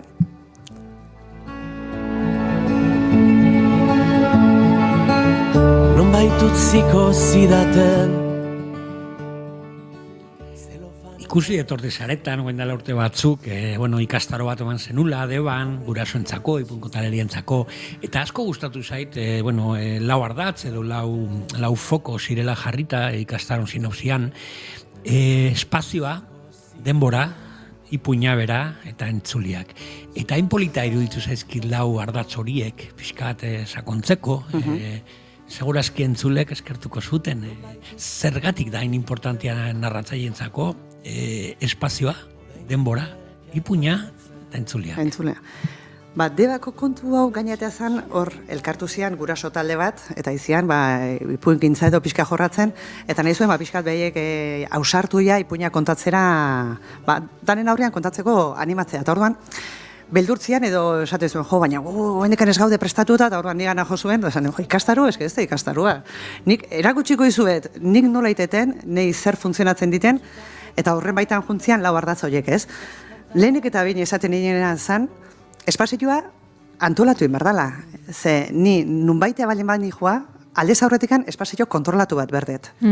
nik nire zaintza berdet, zen nik zainduta ez balmanao, nik aurrien ditudan entzuliak ezin ditu zaitu, eta beti, bizkarra euki berdet, zainduta, horregatik esaten nien, espazioan ze garrantzia, eta baita de bai, aurrak bertan daudenian, ze gauzak saiestu behar ditugun, espazio hori, errespetagarria izateko, eta kontatzen ari danak ere bai, bere espazio duin hori, eta bere seguru sentitzeko.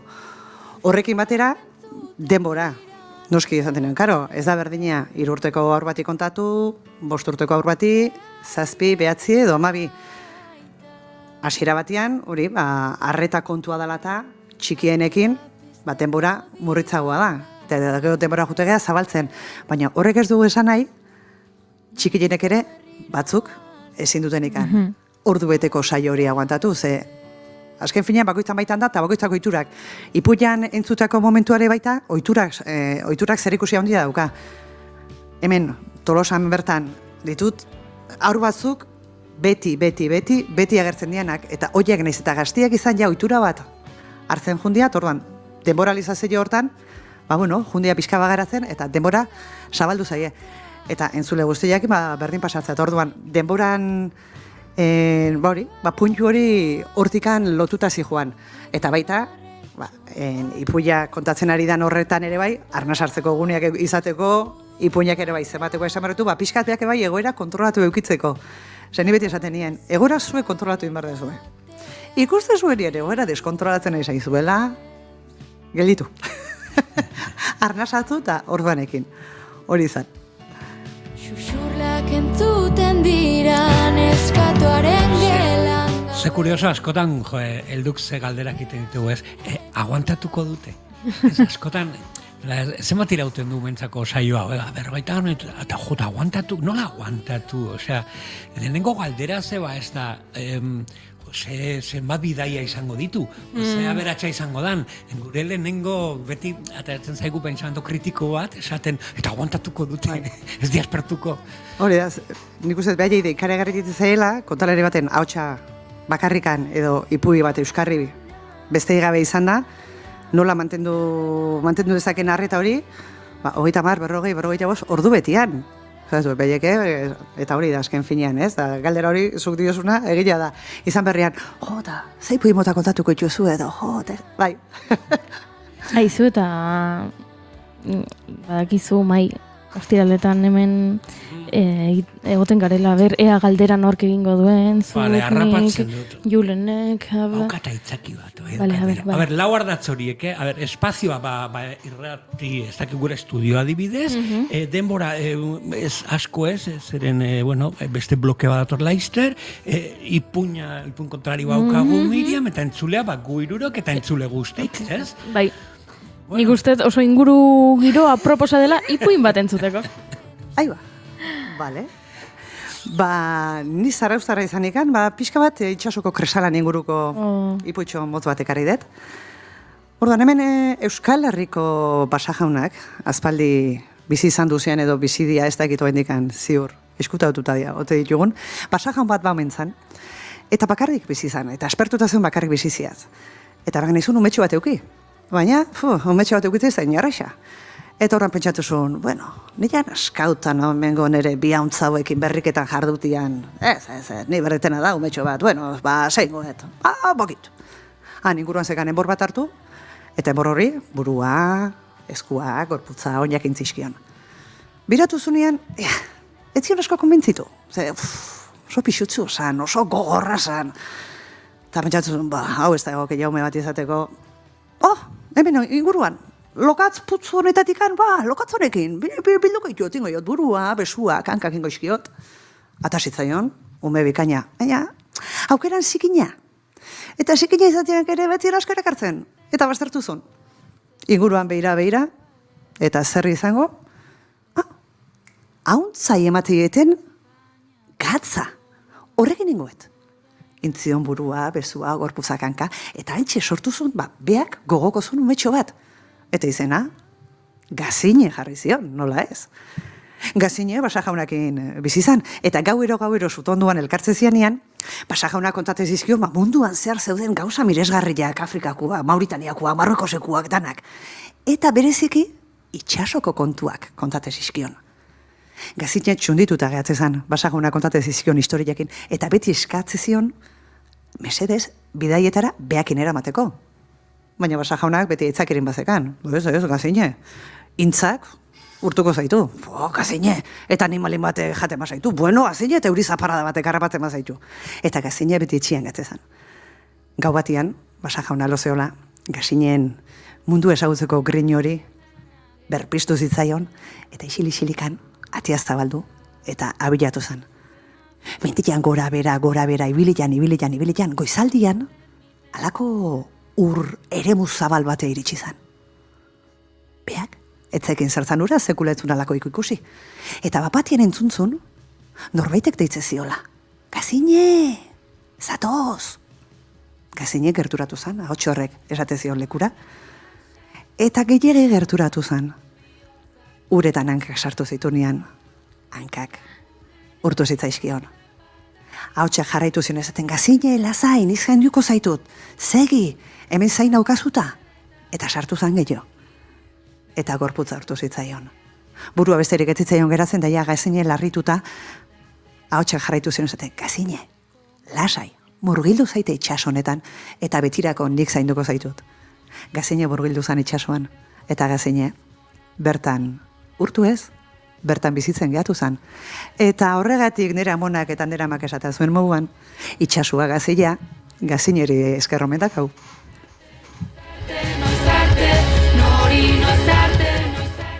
Eskerrik asko Miriam Mendoza gurekin kafe hartzera etortzeagatik eta eskerrik asko ipuin zoragarri hori elkarbanatzekin gurekin. Orain jarraitu egin behar dugu, baino seiak arte, beraz seietan agian hitz egingo dugu zurekin pixka bat gehiago. Ez dakitzu zer irakurri eta gomendio bila zabiltza? Uluka podcasta, naiz irratian, igandero 3:00. Literaturaz bai, baina ez da inbeste.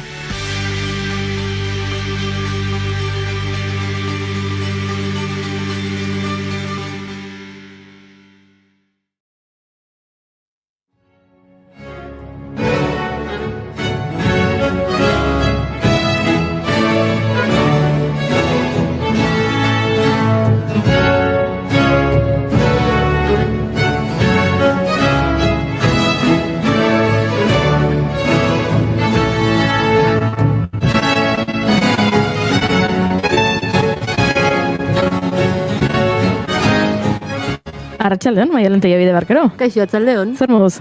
Katarra luzia da makit, ez? Banekin, zerbait egongo zela, edo zauri bat atzean, edo erori egin zarela, edo konortea galdu duzula. Aspaldi ez daizuela erortzen, Eskerrak. Eskerrak, bai. Zorionez. Bai.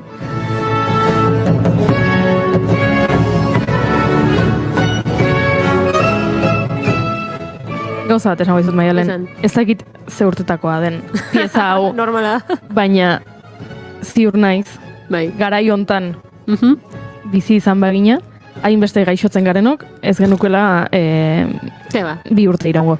Ni seguru ez ez. Osea, keba. Ez dakit nik 10 urtetara iritsiko nintzen. Bai.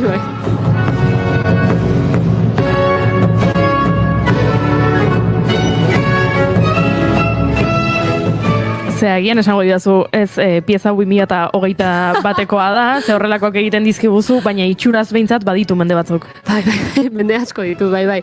Garai hau da barrokoa. Ezagutzen dugu barrokoa gutxi gora bera, igual barroko artistikoa da barroko musikalak denboran koinziditu zuten, noski. Ez denboral berdinean, más o menos, baina bai.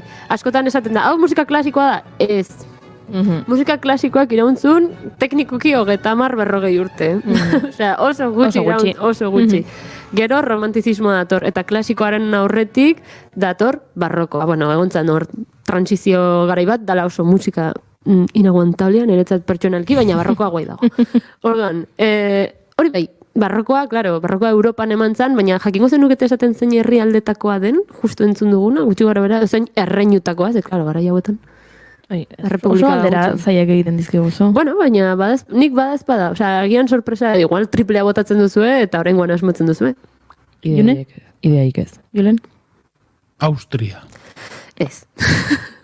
Ez. Ni bota egin dut. Bai, bota dezu, baina ez aro, eta gero erorin da kanpora. Aroa bai? Bai. Bueno. Aroa bai, baina gero kanpora junda. Luxemburgo. Gertuago zaude, baina ez. Liechtenstein. Esa iguzu maialen bestera. Frantzia. Vale. Osea, gertu, baina ez. Frantzia. Hau da, konkretuki hori, barroko frantzesa. Eta gaur, Luliren privilegioari buruz hitz egitera nator. Ez nator Luliren musikari buruz hitz egitera, hau da, asunto politiko bat, beste zer baino gehiago. Eta zergatik ekartzen etorrelako zerbait, ze ez dauka aurrekaririk, kontatuko dizuen historioak, eta ondorengorik ere ez du euki. Osea, hau gertatu da behin, eskerrak, baita ere esan bertaz, nik uste flipatu ingo ezuela. Eta bai, horretik da berezia. Nik bintzat, lehenengo aldiz jakin unian historio honi buruz, flipatu inun. Flipatu, oza, nola da posible horrelako zerbait egite, baina, bueno. En fin, kontekstu pixka bat emango dizuet bat, ez ere barroko musikalaren ezaugarri txiki batzuk emateko. 17-18 mendeetan zehar garatu zen estilo musikala da, ornamentazio handia duen musika, osea ez bakarrik arkitekturan eta artean zituen, bueno, artean zan gehiago klaro-oskuro rolloa, ez? Baina, bueno, musikan oso musika ornamentatua zen, batez ere Italian. De hecho, Italia izan zen barrokoaren epizentroa eta hortik Europa osora zehar edatu zen. Tesiturak desberdintzeko joera handia zuten, ba hori, altuak eta, osea, agudoak eta grabeak ongi desberdintzeko asmoa zuten, ze lehen aurreragoko musika zen ahotsean oinarritutakoa. Beraz, ahotsak elkarren artean oso antzekoak izan daitezkeenez, hemen musika instrumentala garatzen dute apur bat gehiago, eta beraz, basuak eta agudoak ditugu, oso desberdinduak. De hecho, dago hor kontzeptu bat bajo continuo deitzen dela garaiotakoa, eta da bajo continuo, ba, literalki, ez dela isiltzen basua, denbora guztian jotzen dagoela. Kontrapuntua, hau da, aurreko garaiko musikatik heredatua. Kontrapuntua da. Imaginatu musika, irakurri berrean, musika irakurtzeko bi modu daude. Horizontalean edo vertikalean, bai? Vertikalean irakurtzen dugunean harmonia ari gara irakurtzen. Da horizontalean ari garenean irakurtzen, kontrapuntu ari gara irakurtzen, alegia. Ahotsek elkarren artean duten harremana. Nahasterakoan, elkartzen direnean, urrentzen direnean, eta hori guztia. Hori da kontrapuntua, simple esplikatuta. Vale? Osea, kontzeptu musikalak erabili gabe, ez? Ba hori. Asko erabiltzen da kontrapuntuan barrokoan, eta baita ere, hau da oso berezia baita ere, honek ikuiko zen bere kapitulu apartia, emozioen ekspresioa. Izugarri musika ekspresioa da. Puntu bateraino, nun kodigo bat idatzi zuten, edo arau sorta bat idatzi zuten, imaginatu, intervaloa goruntz da alaitasuna. Ez dakiz zein flexioa hotxean da melankolia, da roi hortan. Orduan, arau sorta hoiekin da operan zuten libretoarekin batera, da esanaiarekin batera, horren arabera idazten zuten musika. Osea, oso detailean sartutako musika da, egia. Osea, garaiontarako lan handia intzuten musikaria, bai, lan handia. Eta, gezurra ematen du, baina improvisazioan oinarritutako musika, batez ere abeslarietan edo solistetan. Hauek ez zuten musika guk entzuten dugun bezala. Gu operara joaten garenok, ni ez nintzela orain, ez dakiten maturte jun operara, baina bai, juten nintzen lehenago, edo kontzertu batera goazenean, esertzen gara, iluntasunen gaude eta kontzertua ikusten dugu. Garaia hontzen etzen, nola? Osea, zan, klase altuena, batzen zan toki baten, jaten zauden, garrasik aztuten, hitz egiten zauden, da zauden pertsona batzuk jotzen, eta punto. Osea, ez zitzaien arreta jartzen iaia, zen zerbait pixkat de fondo. Ordea, noiz behinka abeslaria ateratzen zenean, aria bat abesteko edo, bere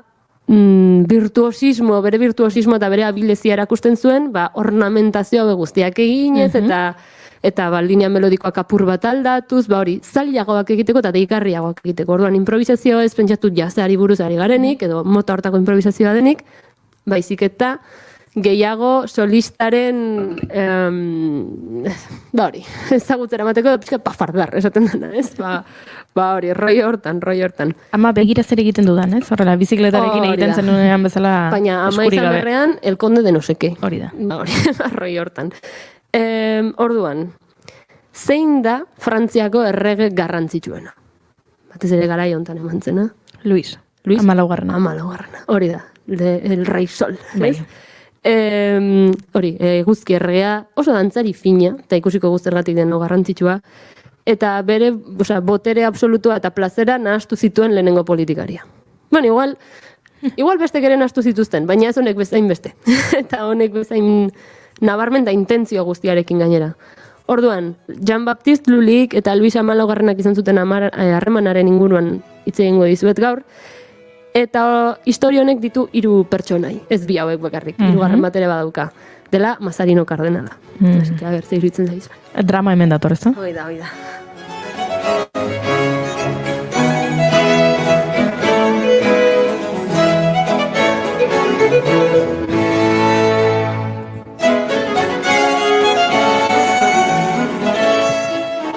Vale, batetik beraz? Lehenengo eta behin, Giovanni Battista Lully. Italiara. Florentzian jaiotakoa, eta geroago Jean-Baptiste Lully izango zena. Bai, hori da, hor dago asuntoa. 1632an jaio zen, eta 14 urterekin ja atentea ditzen hasi zen, violinista virtuoso izugarri bezala, eta Parisera iritsi zen lehenengo aldiz. 14 urte, atentos. Lehenengo gauzak asko ere lehenago pasatzen ziren. Bai. A ber, Mademoiselle Montpensieren pajea izan zen, eta Andrau zen Luis Amalaugarrenaren lehen guzina. Vale. Kontan eukita nobleza dela auskalo lehen guzina zen, aizpa eta lehen guzina zen handi berean, izeba eta lehen guzina zen. Bueno, en fin, endogamia. Borboiak, es lo que hay. Orduan ba hori. Printzipioz bere lehen guzina zela esango dugu, eta bere pajea bilakatu zen Lully. Edo Lully, kasu hontan orainik. Batez ere, dantzari oso nazenez, beretzat dantza egiten zuelako, beretzat edo berarekin dantza egiten zuelako sarri. Eta poliki korte frantsesean, Versailleseko kortean bere tokia irabazten juntzen, ze claro, eske bere mademoisella zen nada más y nada menos que la duquesa de Montpensier. Orduan ba hori horrek pixo handia dauka. Claro, hori da networkinga kristona. Hori da, eta erregetik oso gertu. Bestalde. Hori da.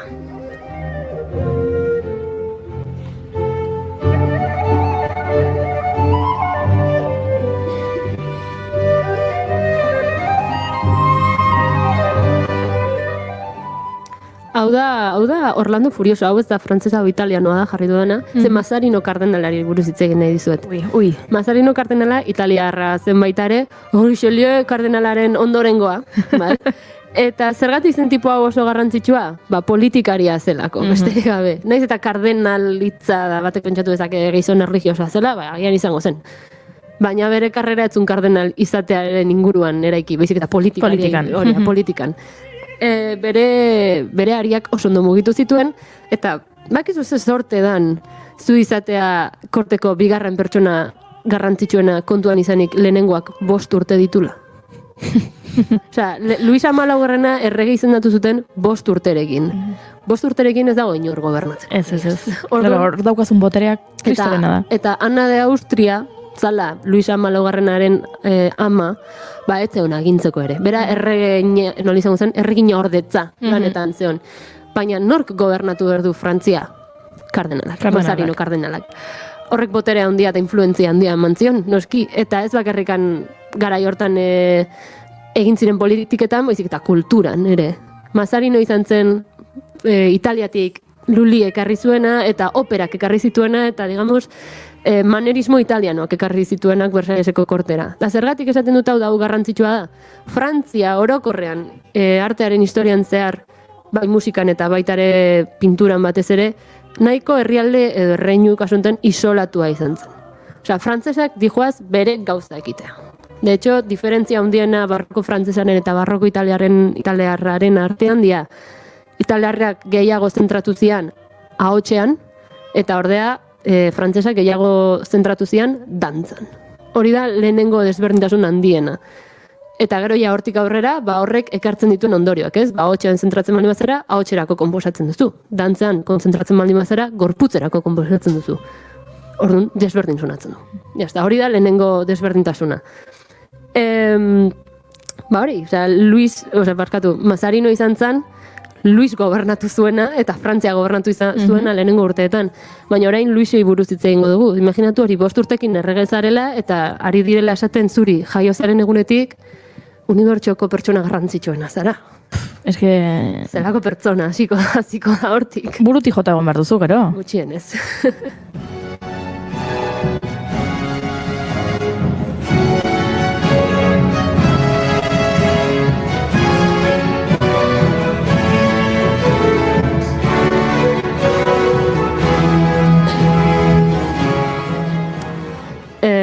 Luis Amalaugarrenak benetan erregen lan hain aurretik, izango zela pentsatzen dut 16 urte zituen izan aurretik edo gutxi gora bera, dantzatzen pasatu zuen bere gazte, bere umetasuna da, bere haurtzaroa. Eta propaganda politikoa eta plazerra nahastu zituen.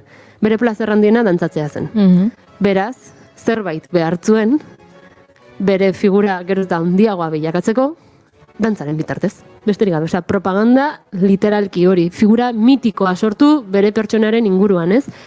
Eta musika erabiltzen zuen guztirako. Esnatzen zenean, orkesta txiki bat zegoen jotzen. Bazkaltzera juten zanean, orkesta txiki bat zegoen jotzen. Eizara juten zanean, korte erdi eramateaz gain, orkesta bat eramaten zuen berekin basora. Sinceramente, eizan zaude, ez duzu nahi entzun nahi. Karo, isiltasuna mantendu nahi duzu, piztiek entzun ezaitzaten, nahiz eta pizti handien azuzaren. Ñabarduratxo bat, eiza errege gorten eiza eta ipatuta, ezagutzen dugu bat, elefanteak sofan eserita botatzeko moduan. Baita ere. Orkesta bat eramateagatik ez da... Hemen daukazu, basurdea. Pum, jazta. Segurezki bai. Eta baita ere, retratista eramaten zuen eizara, goin batzuk argazkilariak ematen dituzte, beraz? Baina, sinceramente, argazkilaria hori da, retratista, denbora pixkat beharko ez du, ez? Eraman berdu, nola da, kabaietea eraman berdu. Lientzo eraman berdu. Bere movida danak eraman berditu, pintzelak, ura, margoak ez, pigmentuak. Ekiston movida. Eta argazkia ateratzea dela, momentuan klik egin, eta, muitzen bazea pixkat bitutatea zea, baina retrato bat egiteko momentuan egon berdezu orduak geldi. Claro. Zaka zentzuri. Claro, hori da. Baina hori, gizon honek eramatezun orkesta eta retratista eizara, eta pasian ere, promenat bat egiten zunean, Versailleseko jardinetatik edo Pariseko parkitatik edo lo que sea, orkesta berekin zijoan. Mariatxiak bezala. Afaltzerakoan, orkesta zegoen. Gonbidatuak zetozenean, palaziora, orkesta bat zegoen.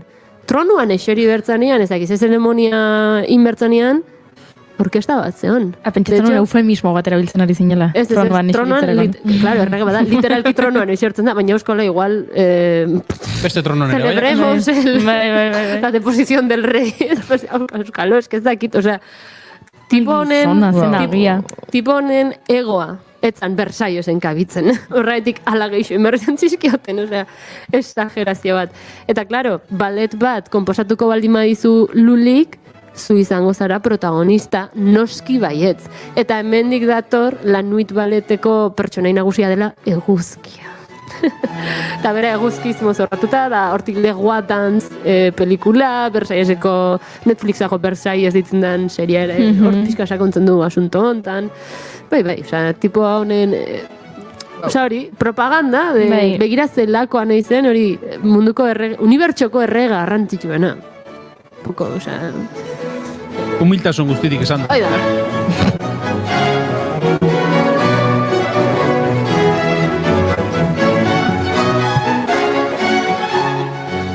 Bueno, a ver, orduan, erregearen favorea irabazten du Lulik. 1653an, 21 urterekin, Lulik erregearekin batera egin zuen dantza hortan, hori ballet de la nuit, berekin egiten du dantza hori hasteko, eta gainera berari idazten dio pieza hau. Eta honen ondorioz, korteko musika instrumentalaren konposatzailea izendatu zuen. Eta erregearen orkesta zen le 24 violon. Hori, los 24 violines del rei, hori da, orkestaren izena, tal cual, hori, 24 beratzetik egun nosua. Aulki hartu. Hau aspertualdia, Eta gainera etzien ordainduko behar beste. Bueno, kortean bizi zian, hori ni tan mal, baina ala ere. Atzetik. Ala ere. Bai. Egunero, idatzi behar zuen zerbait berria. Egunero. Etzan, nahi naiz konposazio bat prestatzen ez dakize egunero idatzi behar zuen zerbait berria. Hori ez bali bada ofizioa, ez da ezer. Urrengo urteetan, klaro, posizionek botere asko ematen dizu. Orduan, urrengo urteetan musikari zuzendari eta idazle arrakastatxoa bilakatu zen. Egia da, garai honetan konposatzaileak eta poetak oso gertu zeudela, orduan idazlea ere bazen.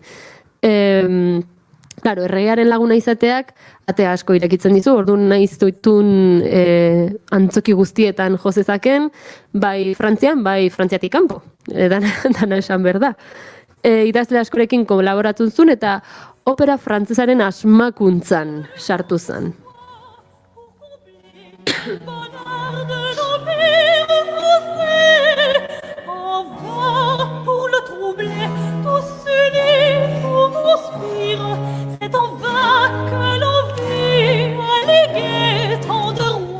Hace hotxa. Bai. Zergatik uste duzue beharrezkoa izan zela opera frantses bat sortzea? Propaganda egiteko? Ez horregatik bakarrik. Kapritxo zuelako? Gutxi gora bera. Luis Amalaugarrena esan dizuedan bezala dantzari fina zen. Benetan trebea, benetan dantzari ona zen. Urteekin, erregea izateak eta lan gutxi egiteak eta oidana asko jatezun. Eta gizentzen joan zen. Eta urteak pastalak, geroz eta gaitasun gutxiago zeukan dantza egiteko. Orduan, nik ez baldin baden dantzatzen, ez du inork dantzatuko. Orduan, opera bat behartzuen. Esencialmente hori da. Ez da beretzien inorri debekatu dantza egitea, noski. Bueno, noski. En fin. Baina kontua da hori, Frantziako artistek beharra zuten opera frantzesa sortzeko, klaro, opera italiarra ja egin da, eta gu frantzesa da, zerbait frantzesa egin, oso nazionalista guztia, ez? Hori, jo que se.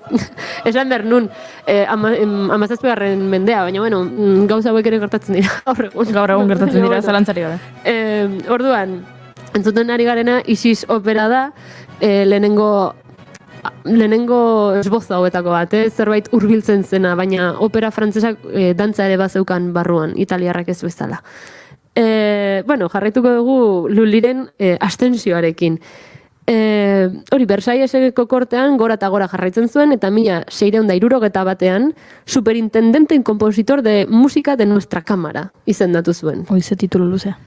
Bai, bueno, gara jauetan, es que es lo que hay.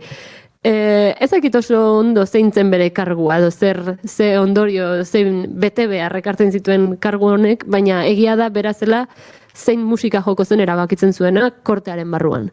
Ordea, hori gutxi balitz, 8 urte geroago, 79an, privilegioa egotzi zitzaion, da irakurri nahi dizuedana, flipatu ingo zuen.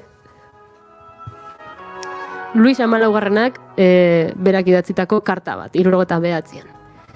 Gaztelera, se sentitzen dut. Y ya que entre las artes liberales de la música ocupa uno de los primerísimos puestos, con el fin de hacerla florecer y ventajosamente hemos concedido en el 69 al señor Perrin el permiso de instituir las academias de música para cantar públicamente en París. Labur bilduz.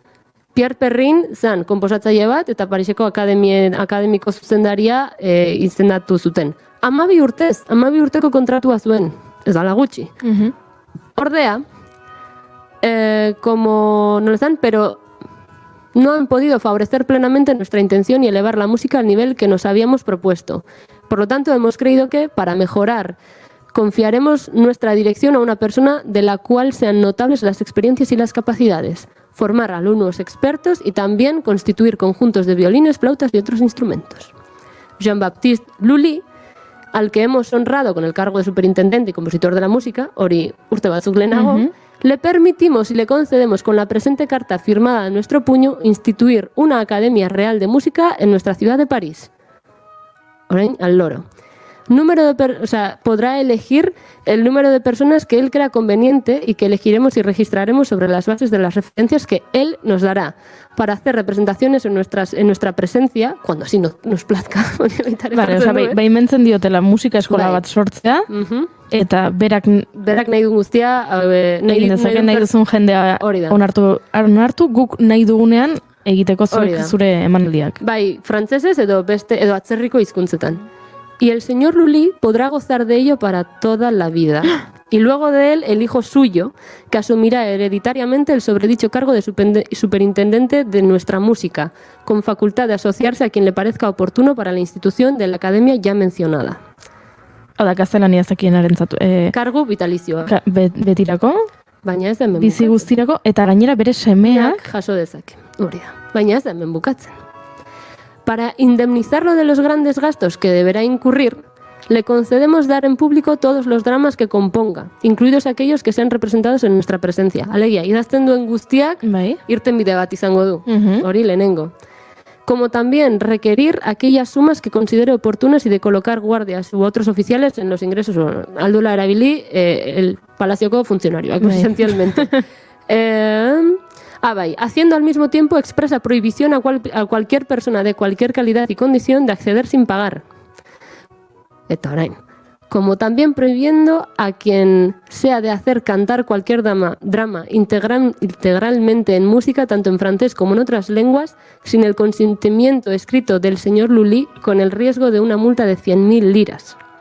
Alegia. Beto eskubidea ematen dio Luliri. Ez balima zen eukan Luliren baimena, ezin zenuen zure musika erakutsi. Eta gainera Jesukriston multa bat. Garai hauetan 10.000 lira diru asko zen. Eta multaz gain, confiscación del teatro, máquinas, escenas, vestidos y otras cosas, a beneficio nuestro por un tercio para el hospicio general y un tercio para el señor Lully, el cual podrá también crear escuelas privadas de música en París y donde él considere necesario. Bueno, kriston boterea ematen diote gizon honi. Kristona. Izugarria. Osea, pertsona batek dauka Frantziako musikaren etorkizunaren manejo guztia. Bai. Pertsona batek. Osea, berak erabakitzen du nork egin ditzazken ikustaldiak, eta berak erabakitzen du noren reputazioa eraman pikutara, enbidia balima dauka bat ematekin, ez dizut baimena emango ez dakin, da, pasada bat. Gainera betirako? Betirako, vitalizio. Eta gainera hereditario.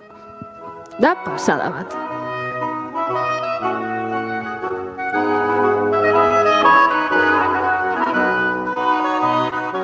Baina, klaro, jartzezera pentsatzen da zatezu, Luis Amalogarrena errege absolutua zen. Beraz, berak ematen zituen botereak ere absolutuak. Etzun beste zer ezagutzen. Klaro, honek, imaginatu bere Luliren posizioan zaudela. Zure fama, zure figura, zure lana, dira ezagunak ez. Urrengoa. Zeu zara bakarra, egia da, etzela musikari bakarra izan Frantzian, zorionez, baina garrantzitsuena bera bizirik egontzen garaian, garrantzitsuena eta ia bakarra. Bai, ez Versaillesen egiten zuenagatik bakarrik, bizik eta Versaillesetik kanpo egiten zuenagatik bakarrik. Eske, da pasada bat, privilegio, niri bintzat, gaur egun pentsaen zina iruditzen zait. Pentsaen zina, eta gainera baita ere antikultura sustatzen duen zerbait. Bai, pertsona bakarrak balin badauka boterea, hortzean izasun mota egon daiteke. Hori da, gainera kulturak badauka gizartean oinarritutako zerbait da, ez? Pertsona bati egoztea botere hori guztia da, zoramen bat eta pixkat katastrofe musikal bat, nik uste. Egia da, zorionez, komila asko, Luli erdigoiz hiltzan 55 urtekin. Bale, hori galete behar nizon. Botere hau jaso eta ondorengo urteak nolakoak izan ziren? Noblezia titula jaso zituen, por supuesto. Frantzesan naturalizatu zen. Orain ja bai ofizialmente Jean-Baptiste Lully zen, ja zen Giovanni Battista Lully. Ezkondu egin zen bere kargua zuen aurrekoaren alabarekin, barkatu. Eta, orain dator eskandalua. Ui. Bridgerton ikusi duzue? Bai. Ze demoraldi? Berdin dit. Bat bi edo prequela, berdin dit. Nik denak. Nik lehenengoa. Lehenengoa, bale.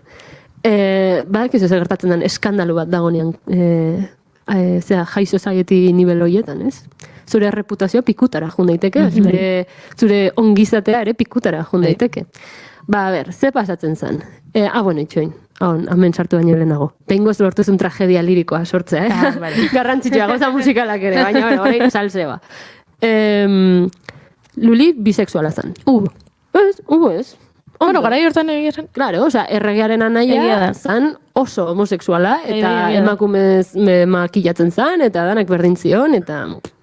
esan Luisa Malogarrenak, eta usted bere aurrekoak asmatu zuten maitale ofizialaren kargua. Bai, egia da. Esan digamos, Versailleseko kortean sexualitatea eta droga, eta nahiko normalizatua zegoen.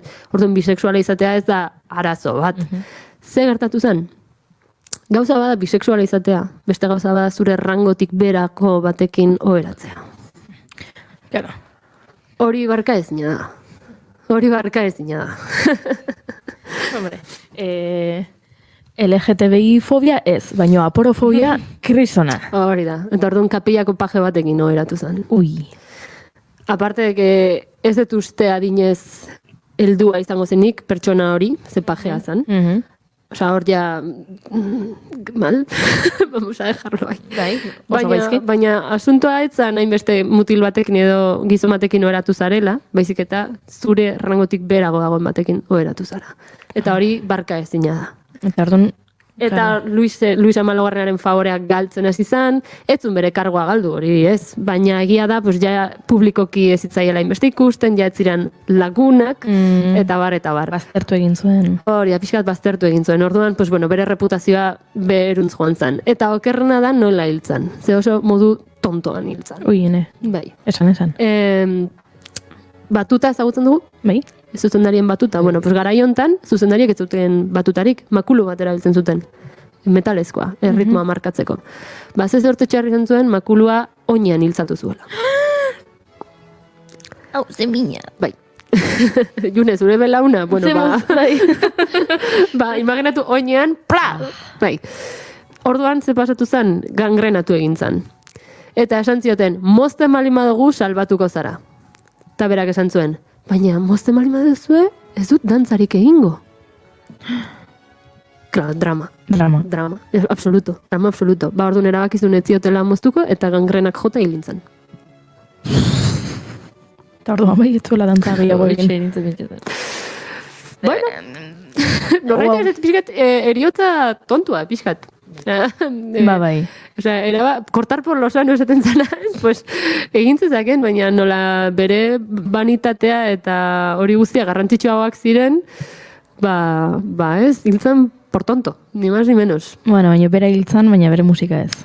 Hori da, eta gainera, konposatzaile gutxitakoa izan da, bera hil ondoren, musika, justu urrengo mendean, bere musika entzuten jarraitu zena. Ze normalean, konposatzailearekin batera bere musika hiltzen zen. Errekuperazioarena beranduago dator, 19-20 mendean.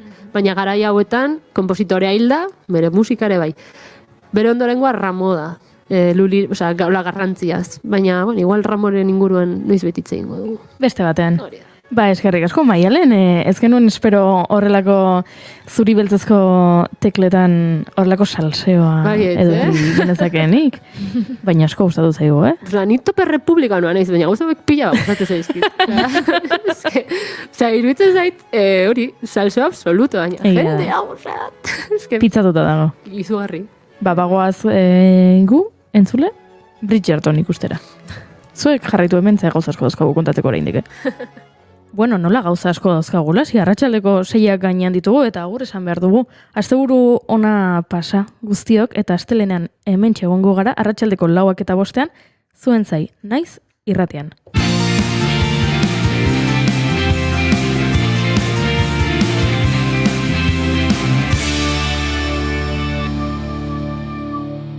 Keep calm and bigarren kafea.